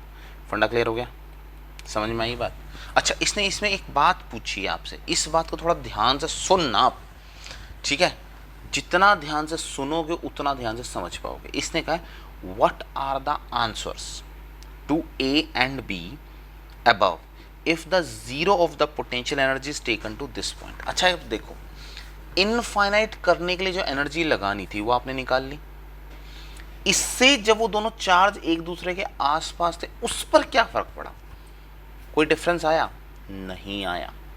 ये समझो भाई। देखो, इसने कहा दो चार्ज थे इनफाइनाइट पर, ठीक है, उनको पास लाओ तो उसकी एनर्जी निकालो। उसकी एनर्जी अभी हमने निकाल दी सी पार्ट के अंदर। अब जब वो पास थे ऑलरेडी, उनके बीच में जो एनर्जी रहेगी उस पर तो कोई फर्क नहीं पड़ना ना, वो तो सेम रहेगी। जो काइनेटिक एनर्जी थी वो सेम रहेगी, जो टोटल एनर्जी थी वो सब क्या रहेगी? सेम। सो हम क्या बोलेंगे? No change in case A and case B. फंडा क्लियर? चलो जी, ओके। तो नेक्स्ट क्वेश्चन क्या कहता है? देखो देखो देखो, टू चार्ज्ड कंडक्टिंग स्फेयर्स। अच्छा, दो स्फेयर हैं, radii A and B are connected to each other by a wire. देखो कीवर्ड पकड़ो यहाँ पर, कनेक्टेड। कनेक्टेड बोले तो क्या चीज सेम होगी? पोटेंशियल रिमेन्स द सेम, ठीक है। चलो, what is the ratio of electric field? अब किसका रेशियो निकालना है? इलेक्ट्रिक फील्ड का। एट द सरफेस, देखो इनसाइड कैसा होता है? 0। एट द सरफेस तो वैल्यू है ऑफ द टू स्फेयर्स। चलो जी, सबसे पहले हम इसको करें, दो स्फेयर लेते हैं और इसको सॉल्व करते हैं। ये हमारे पास है कोई स्फेयर पहला, ये कोई स्फेयर है दूसरा, ठीक है, दोनों को हमने जोड़ दिया वायर से। इसका रेडियस बोले तो R1, इसका रेडियस नहीं A, R1 नहीं है भाई, A है। चलो, इसका रेडियस A, इसका रेडियस B। ठीक है, सबसे पहले ध्यान दो, यहाँ पर जैसे हुआ पोटेंशियल V इक्वल्स टू कैसा हो जाएगा, दोनों का सेम हो जाएगा। तो V1 is equals to V, V2 is equals to V। फंडा क्लियर हो रहा है? चलो जी, तो अब एक चीज़ देखो, सबसे पहले हमें इलेक्ट्रिक फील्ड तक पहुंचना है। तो इलेक्ट्रिक फील्ड का फॉर्मूला क्या होता है on the surface? Electric field equal to KQ/R², यही फॉर्मूला होता है। चलो, तो यहाँ पर कोई चार्ज होगा Q1, यहाँ पर कोई चार्ज होगा Q2। तो हमारे पास सबसे पहले क्या हो जाएगा, Q और R को निकालना हमें। तो सबसे पहले देखो, अब हमें पता है पोटेंशियल इक्वल्स टू सेम, तो हमारे पास क्या हो जाएगा, Q1 is equals to C1V। Q equals to CV होता है ना, Q equals to CV, C1V, क्योंकि अब हमारे पास क्या है, सारी वैल्यूज प्रेजेंट है। तो C किसके इक्वल होगा, और C किसके इक्वल होता है, 4πε0R। ठीक, तो वैल्यू रखो 4πε0, R कितना हो जाएगा, R1 A। First voltage remains the same. Charge 2 कितना होगा भाई, C2V, which is equals to 4πε0B multiply में V। देखो, हमें चार्ज का और रेडियस का, इन दो के रिलेशंस देखने हैं, जब भी तो वैल्यू रखेंगे। चलो, तो चार्ज का तो कितना आ गया, Q1 डिवाइड बाई Q2, तो 4πε0AV डिवाइड बाय 4πε0BV। तो ये सब कैंसिल हो गया, तो कितना आ गया हमारे पास, A डिवाइड बाय B। फंडा क्लियर हो गया, चार्ज आ गया हमारे पास। चलो जी, अब निकालते हैं इन टर्म्स ऑफ रेडियस। तो रेडियस में तो डायरेक्ट वैल्यू रख दो, E1 और E2। तो E1 divide by E2 which is equals to कितना हो जाएगा, KQ1 divide by A² multiply, reverse करके रख दो, B² डिवाइड बाय KQ2। तो क्या हुआ हमारे पास, K से K कैंसिल। ठीक है, वैल्यू प्लेस करो, चलो चलो चलो जल्दी से वैल्यू प्लेस करो। अरे अरे भाई, चेंज हो जा, ये इसके भी नखरे अलग हैं। चलो, तो हमारे पास क्या आ गया, Q1 by Q2 multiply B² divide by A²। Q1 by Q2 भी हमने निकाला था, कितना होता है, A by B multiply B² divide by A²। तो क्या आया हमारे पास, electric field 1 divide by electric field 2 which is equals to B divide by A। फंडा क्लियर? तो this is your part A. अच्छा, अब आगे क्या बोलता है, देखो, यूज द रिजल्ट। अच्छा जी, हमने रिजल्ट यूज कर लिया to explain why charge density on the sharp and pointed ends of the conductor is higher than the flatter portion. चलो, इसके लिए पहले डायग्राम बनाते हैं और इसको सॉल्व करते हैं। Part B. तो पार्ट बी क्या कहता है, देखो, इसको समझने की कोशिश करनी है। इसका डायग्राम समझ में आ गया तो फंडा क्लियर हो गया। इसने कहा हमें रिलेशन यूज करना है, चलो रिलेशन तो कर लेंगे। एक इसने कहा है ये हमारे पास एक पॉइंटेड है, ठीक है, और दूसरा इसने कहा ये फ्लैटेड है। ये पॉइंटेड हो गया और ये फ्लैटेड हो गया। तो इसकी चार्ज डेंसिटी निकालो और इसकी चार्ज, तो इसकी चार्ज डेंसिटी निकालने के लिए सिंपल सी बात, मैंने यहाँ स्फेयर बना लूँ। तो इस स्फेयर का रेडियस कैसा बनेगा हमारे पास, छुटका सा बनेगा। चलो जी, यहाँ बनाऊँ तो यहाँ स्फेयर का रेडियस कैसा बन रहा है, देखो अब ध्यान दो, यहाँ पर बोल दो रेडियस ए, यहाँ बोल दो रेडियस बी। ठीक है, तो हमें पता लग गया दोनों के बीच में radius A is smaller than radius B. फंडा क्लियर होता है? तो यहीं से पता लग गया भाई, electric field inversely proportional to कितना है, रेडियस है, या फिर हम कह सकते हैं डिस्टेंस का स्क्वायर है। तो आर के स्क्वायर पे डिपेंड करता है। तो हमारे पास क्या है, जितना छोटा R, R A is less than R B, तो electric field A is greater than electric field B. फंडा समझ में आता है? क्लियर होती है बात? चलो जी, दूसरा केस इसी का, इसमें सरफेस चार्ज डेंसिटी की बात करिए। ये हमने किसकी टर्म्स में सॉल्व करा, electric field. Surface charge density sigma by charge by area. चलो जी, चार्ज बाय एरिया में हमारे पास क्या होगा, Q by 4 pi epsilon naught A square. चलो जी दूसरा निकाल दो, सिग्मा 2, सिग्मा 1 हो गया, सिग्मा 2 हमारे पास क्या हो गया, charge by 4 pi epsilon not be square, Q1 Q2। ठीक है, दोनों का रेशियो निकालो तो भी हमारे पास क्या आ जाएगा, sigma 1 divide by sigma 2 which is equals to B by A. फंडा क्लियर। एक और भी तरीका है, चलो मैं बता देता हूँ। हमें पता है E इज इक्वल्स टू क्या होता है, सिग्मा बाय एप्सिलॉन नॉट होता है, पता है ना, एज पर गोस थ्योरम। तो E डायरेक्टली प्रोपोर्शनल टू किसके है, सिग्मा के है। ठीक है, तो जो रिजल्ट E का आएगा वही रिजल्ट किसका आएगा, सिग्मा का आएगा। क्लियर हो गई बात, फंडा समझ में आ गया। ओके चलो चलो चलो नेक्स्ट पे चलते हैं। ओके नेक्स्ट क्वेश्चन क्या कहते हैं, two charges minus Q and plus Q. चलो जी डाइपोल का केस बनता है, located at point minus A and 0 0 ए, मतलब क्या डिस्टेंस भी कितना हो गया 2a। देखो खास बात देखना, z एक्सिस पर बनाया है, तो z एक्सिस पर बनाया है तो सबसे पहले तो डायग्राम बनाओ भाई। ठीक है, अपने अकॉर्डिंग z एक्सिस को डिफाइन कर लेते हैं, हम इसको मान लेते हैं z एक्सिस। ठीक है, ये आपका क्या हो गया पॉजिटिव z, ये आपका क्या हो गया नेगेटिव z। ठीक है, इसको मान लो सेंटर, तो ये डिस्टेंस क्या हो गया आपका माइनस ए, तो क्या लिखोगे 0 0 माइनस ए, तो इसको क्या लिखोगे 0 0 प्लस ए। फंडा क्लियर।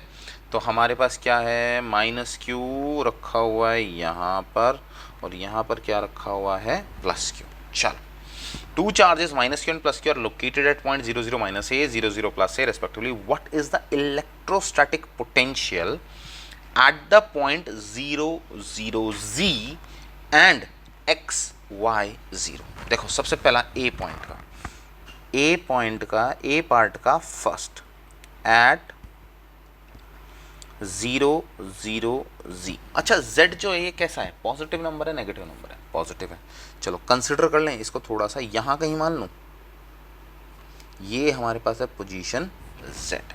ठीक है, तो टोटल पोटेंशियल कितना होगा इस पोजीशन पर, तो v should be equals to v1 plus v2, यही होने वाला है। और v का फॉर्मूला कितना होता है भाई, k q बाय r, यही है। चलो जी, तो v1 कितना हो जाएगा मेरे पास, v1 हो गया k। अच्छा जी चलो सबसे पहले इसको 1 मान लेते हैं, तो यहाँ से निकाल लेते हैं, इसको बोल दो 1 और इसको बोल दो 2, जिससे आपको कंफ्यूजन ना हो। k तो अब यहाँ कितना आ गया minus Q divide by distance कितना है, माइनस ए से वहाँ तक तो सेंटर तक a डिस्टेंस आ गया, प्लस z, तो डिस्टेंस कितना हो गया a प्लस z। फंडा क्लियर होता है।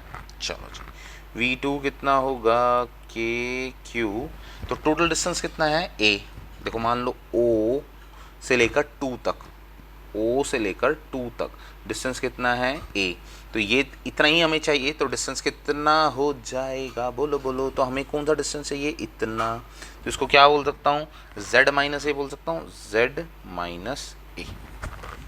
फंडा क्लियर। चलो इसको z प्लस ए लिख दो जिससे फिर कैलकुलेशन आसान हो जाए, तो कितना बोलोगे z प्लस ए। क्लियर, फंडा क्लियर। अच्छा जी, और यहाँ पर कितना चाहिए था, ये वाला डिस्टेंस, अरे अरे अरे भाई कहाँ चला, चलो चलो चलो चलो, अरे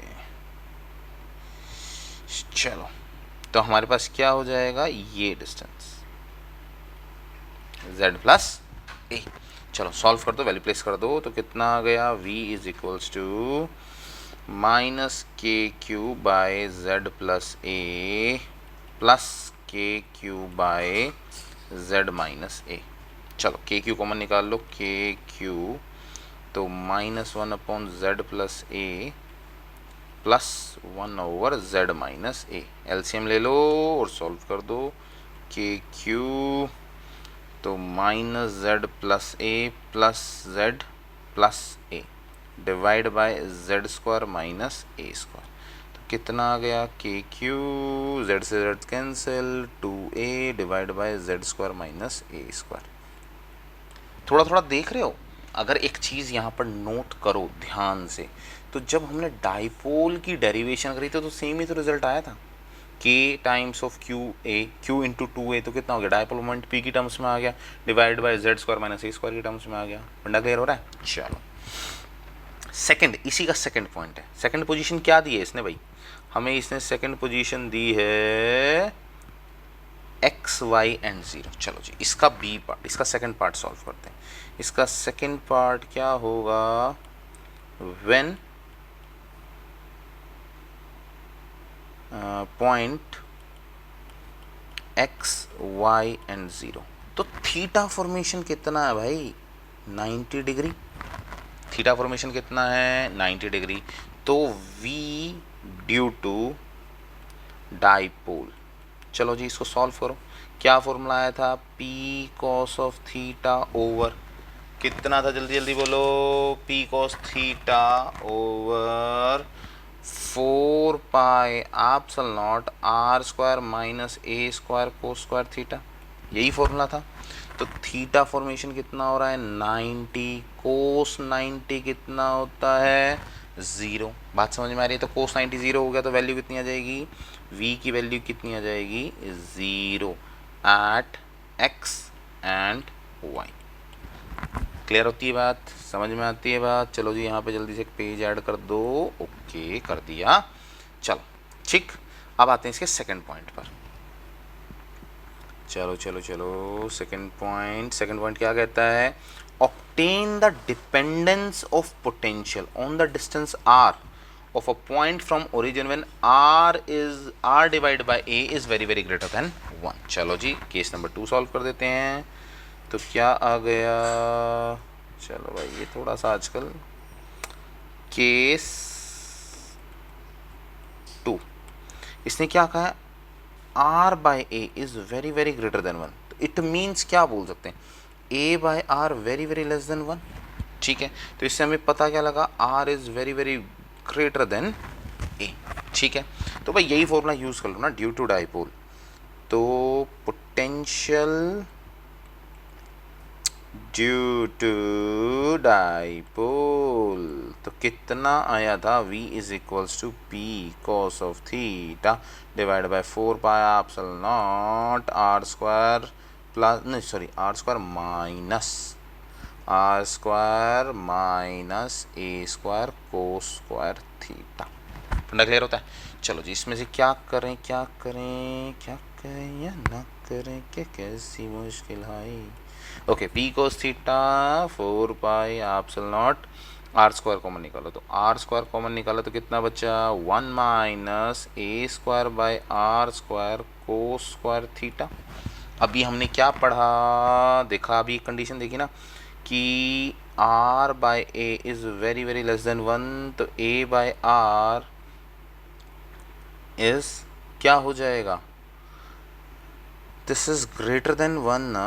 ये तो देखो उल्टा लिख दिया, देखो देखो देखो देखो, ये greater than 1, r by A by R is very very less than 1। तो यहाँ तो कितना है, a square by R square है, तो इसको क्या कर सकते हैं, नेग्लेक्ट। तो हमारे पास v इक्वल टू कितना आ जाएगा, p cos of theta over 4 pi epsilon naught r square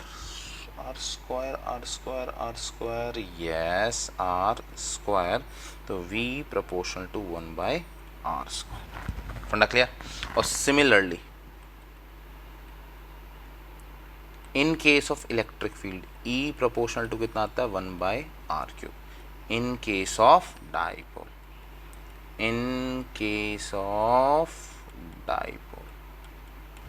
फंडा क्लियर। चलो जी नेक्स्ट पार्ट। ओके चलो थर्ड पार्ट सॉल्व कर दो भाई। क्या कहता है, how much work is done in moving a small test charge from point this to this along the X axis. देखो यार वैसे तो नॉर्मली समझ में आ जाना चाहिए, जब आप निकालोगे वैल्यू को तो आंसर कितना आने वाला है, 0 आने वाला है। ये मैंने आपको बता दिया इन terms of theta. Theta 90 degree बनता है, वैल्यू 0 हो जाती है। अच्छा जी एक पार्ट में इसका सॉल्व करके दिखाता हूँ। How much work is done in moving a small test charge from point 5 0 0।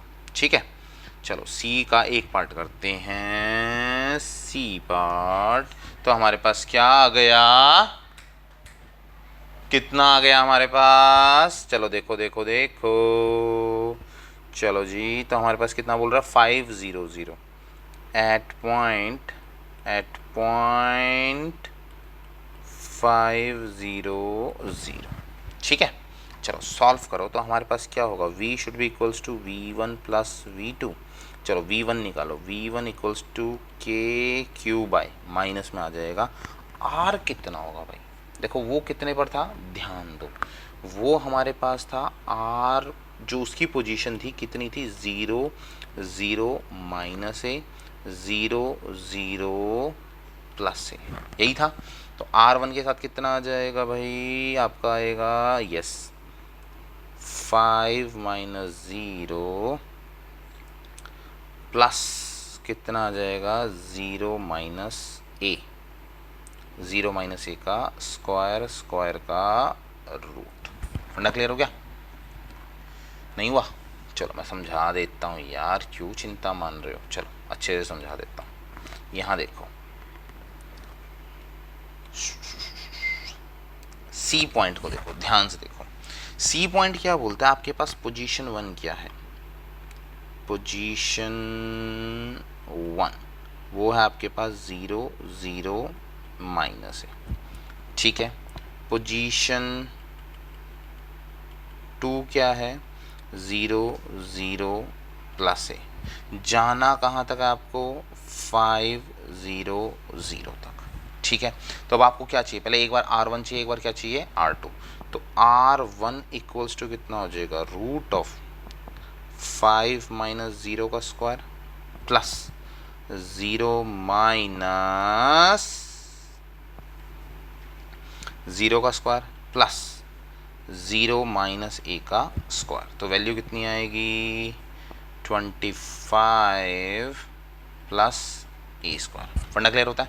चलो जी R2 निकालो, चलो चलो चलो 5 माइनस 0 का स्क्वायर प्लस 0 माइनस 0 का स्क्वायर प्लस कितना होगा, यहाँ कितना आ गया भाई, यहाँ वाले में तो आना चाहिए था प्लस, तो 0 माइनस ए का होल स्क्वायर, तो कितना आएगा 25 प्लस ए स्क्वायर। फंडा क्लियर, R1 और R2 आ गया। चलो जी तो V निकाल दो, V equals to V1 plus V2, तो कितना आएगा minus K Q by R1 plus K Q by R2।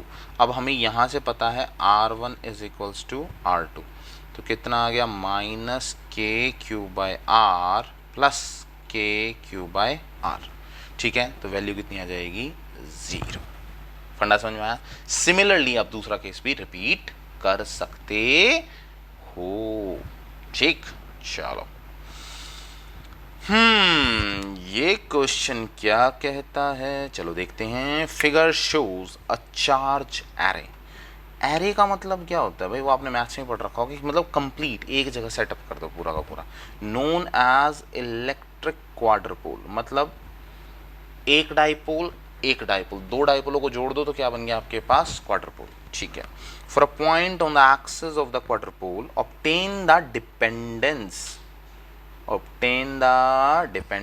Of potential on R by A is greater than 1 and contrast your result with due to electric dipole. देखो electric dipole अभी निकाला था E proportional to 1 by R cube, V proportional to 1 by R square, and an electric monopole. Single charge की वजह से क्या था, E proportional कितना होता है भाई, E proportional to 1 by R square, V proportional to 1 by R. चलो अब इसमें देखते हैं क्वाड्रपोल के अंदर क्या आता है। सीधी सीधी बात अगर देखें तो ये क्या है, क्वाड्रपोल की वजह से एक्सियल लाइन है ना, एक्सियल लाइन। फंडा समझ में आ रहा है। सॉल्व कर दो, जैसे एक्सियल लाइन सॉल्व करता बस ऐसे ही, सिर्फ यहाँ पे क्या करना है, टोटल पोटेंशियल निकालना है। टोटल पोटेंशियल क्या होगा, V1 plus V2 plus V3, इतना ही ना, समझो क्यों। चलो जी देखो यार कितना मतलब आसान है और देखने में कितना मुश्किल लगता है। Q माइनस Q, फंडा समझ में आया। अगला क्या लेता है माइनस Q, और यहाँ पर कितना लेता है प्लस Q, और यहाँ कोई पॉइंट रख दिया P। तो इसको सेंटर को ज्वाइन कर दो, क्वाड्रपोल बन गया। यहाँ से यहाँ तक का डिस्टेंस कितना माना था, बोलो बोलो बोलो R। ठीक है, चलो जी, ये डिस्टेंस कितना हो गया ए, ये डिस्टेंस कितना हो गया ए। तो फर्स्ट पोजीशन ये लो R1, R1 इक्वल टू कितना हो गया R प्लस ए।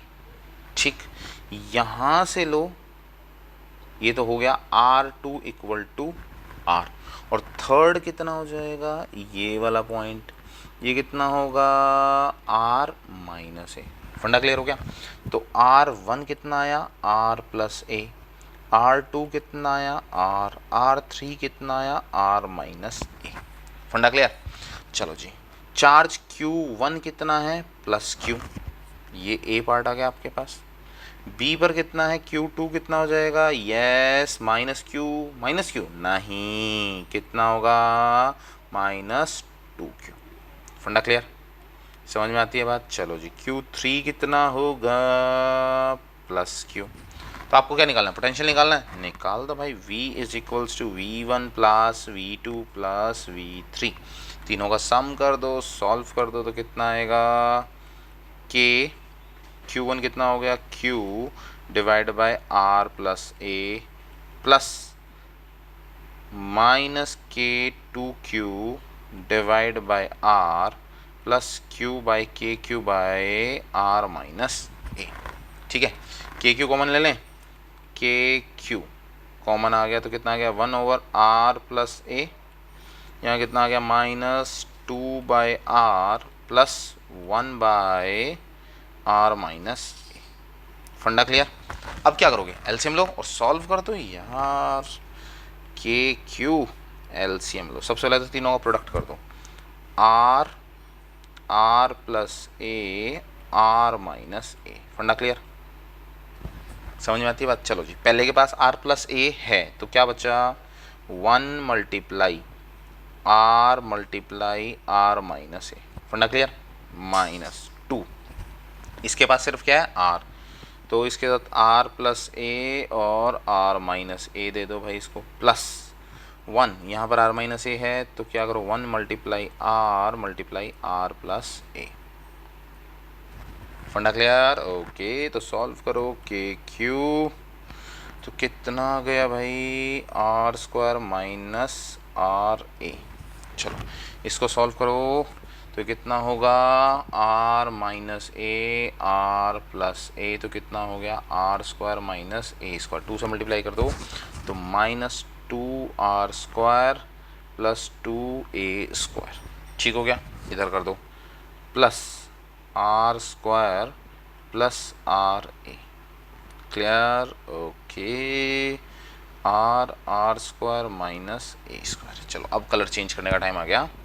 अब देखो R ए से R ए कैंसिल, चलो जी R square plus R square minus 2R square, R square 2R square cancel हो गया। तो हमारे पास कितना बचा, जल्दी जल्दी देखो भाई, के क्यू कितना बचा 2A square divide by R square minus A square. फंडा क्लियर होता है। अच्छा एक चीज़ तो छोड़ दी हमने, वहाँ उसने कंडीशन दी हुई है R by A is very very greater than 1, तो R स्क्वायर निकाल लो, V equal to K Q multiply 2A square divide by R square बाहर निकाला तो अंदर कितना बचा 1 minus A square by R square, तो ये क्या हो जाएगा नेग्लेक्ट, तो कितना बचा के Q 2A square divide by कितना बच गया R क्यूब, तो V proportional to 1 by R cube, मतलब क्वाड्र पोल में क्या आता है R क्यूब। तो यहाँ लिख सकते हो क्वाड्र पोल में V proportional to 1 by R cube for quadrupole. चलो चलो स्पेलिंग चीटिंग मार लो, QUAD RUPOLE। ठीक हो गया। ये मैंने आपको डाईपोल का केस बता दिया और ये मैंने आपको किसका बता दिया मोनोपोल का। फंडा क्लियर, ओके। तो चलो चलते हैं नेक्स्ट क्वेश्चन की तरफ। तो नेक्स्ट क्वेश्चन क्या कहता है, what is the area of plates. तो मतलब क्या है formula, C is equals to epsilon naught A by D. तो एरिया हमें फाइंड आउट करना है ऑफ 2 फेराड। सी की वैल्यू कितनी दी है? सी की वैल्यू दी है 2 farad. 2 farad parallel plate capacitor given that the separation between the plate D is 0.5 centimeter, which is equals to 0.5 multiply 10 की power minus 2 meter.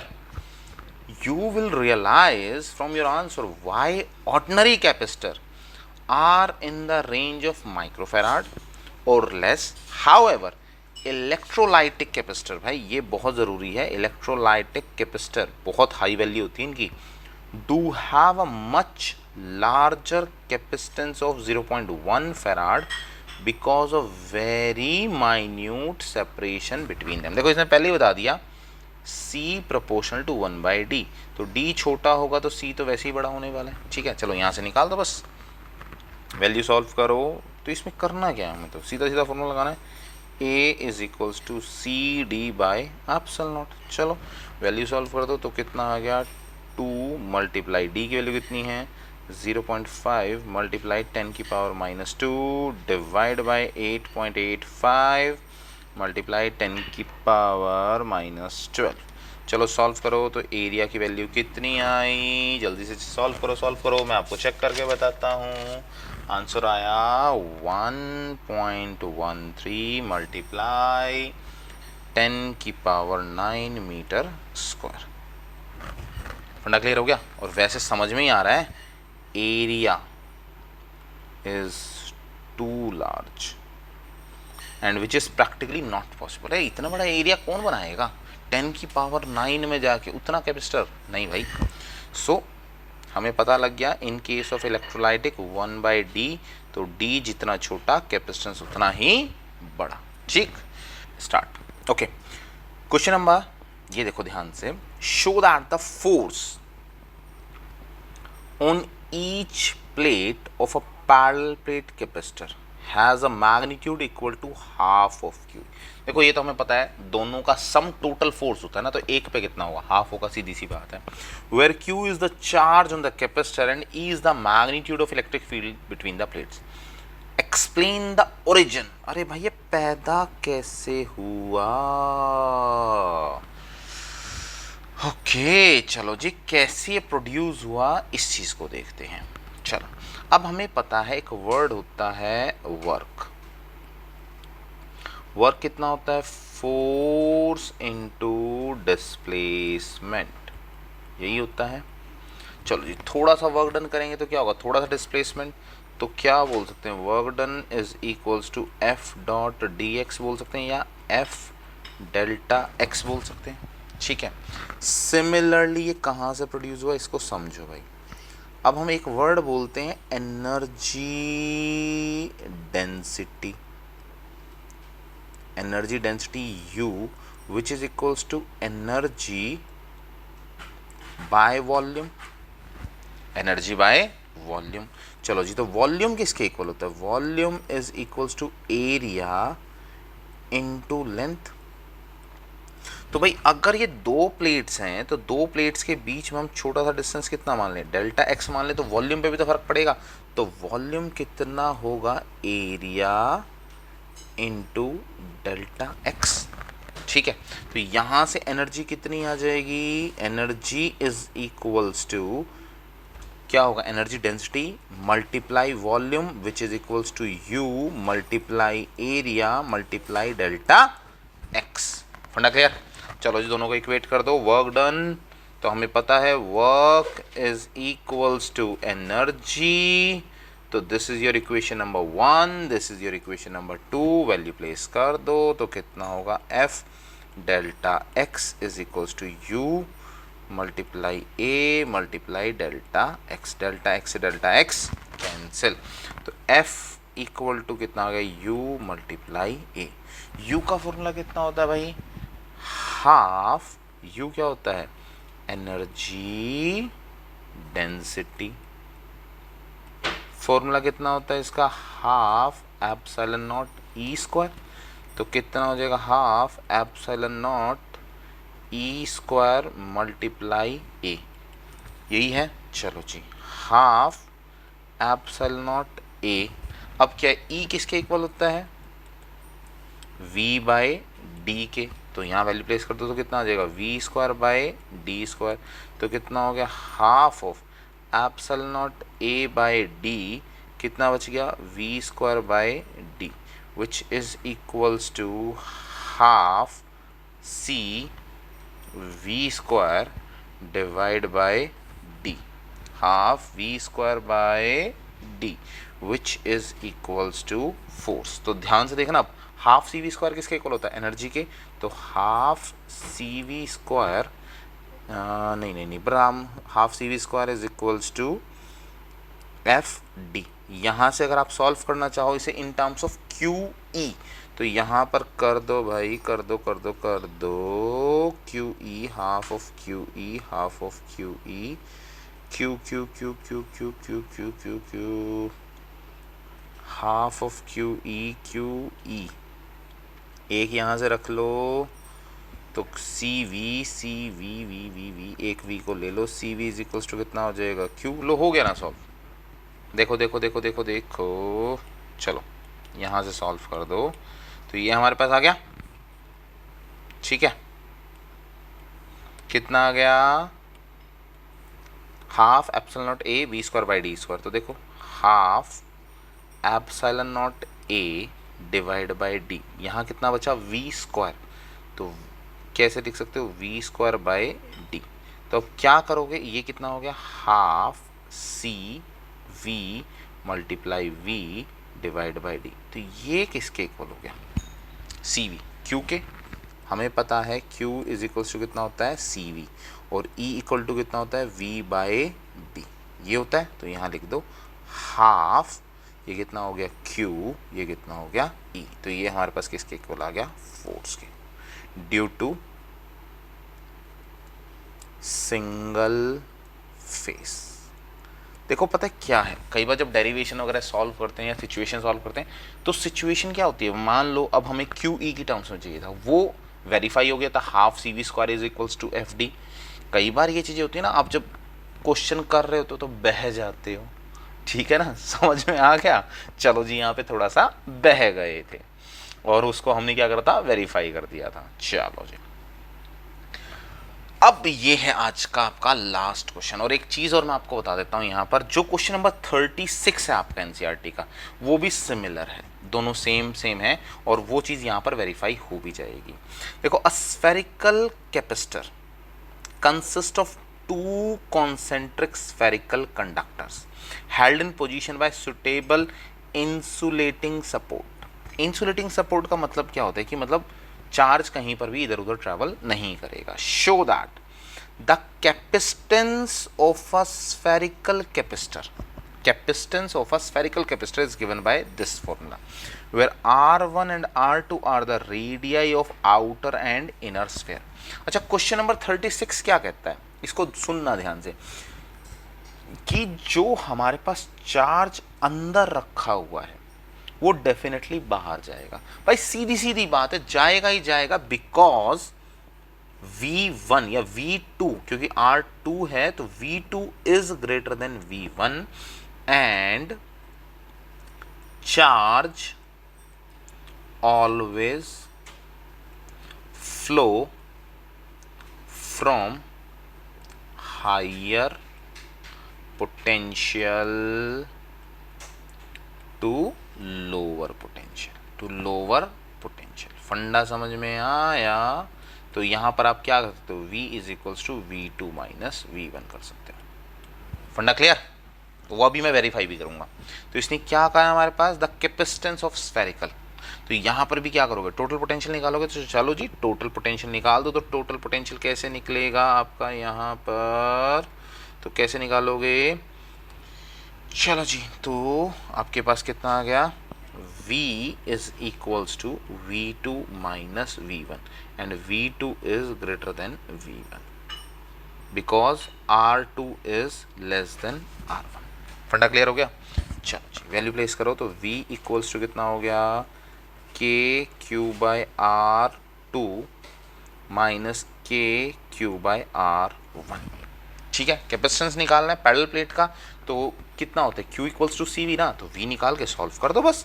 तो कितना हो गया, V equals to K Q 1/R2 minus 1/R1। तो solve कर दो इसको, कितना आ गया के क्यू, तो कितना हो जाएगा R1 माइनस R2।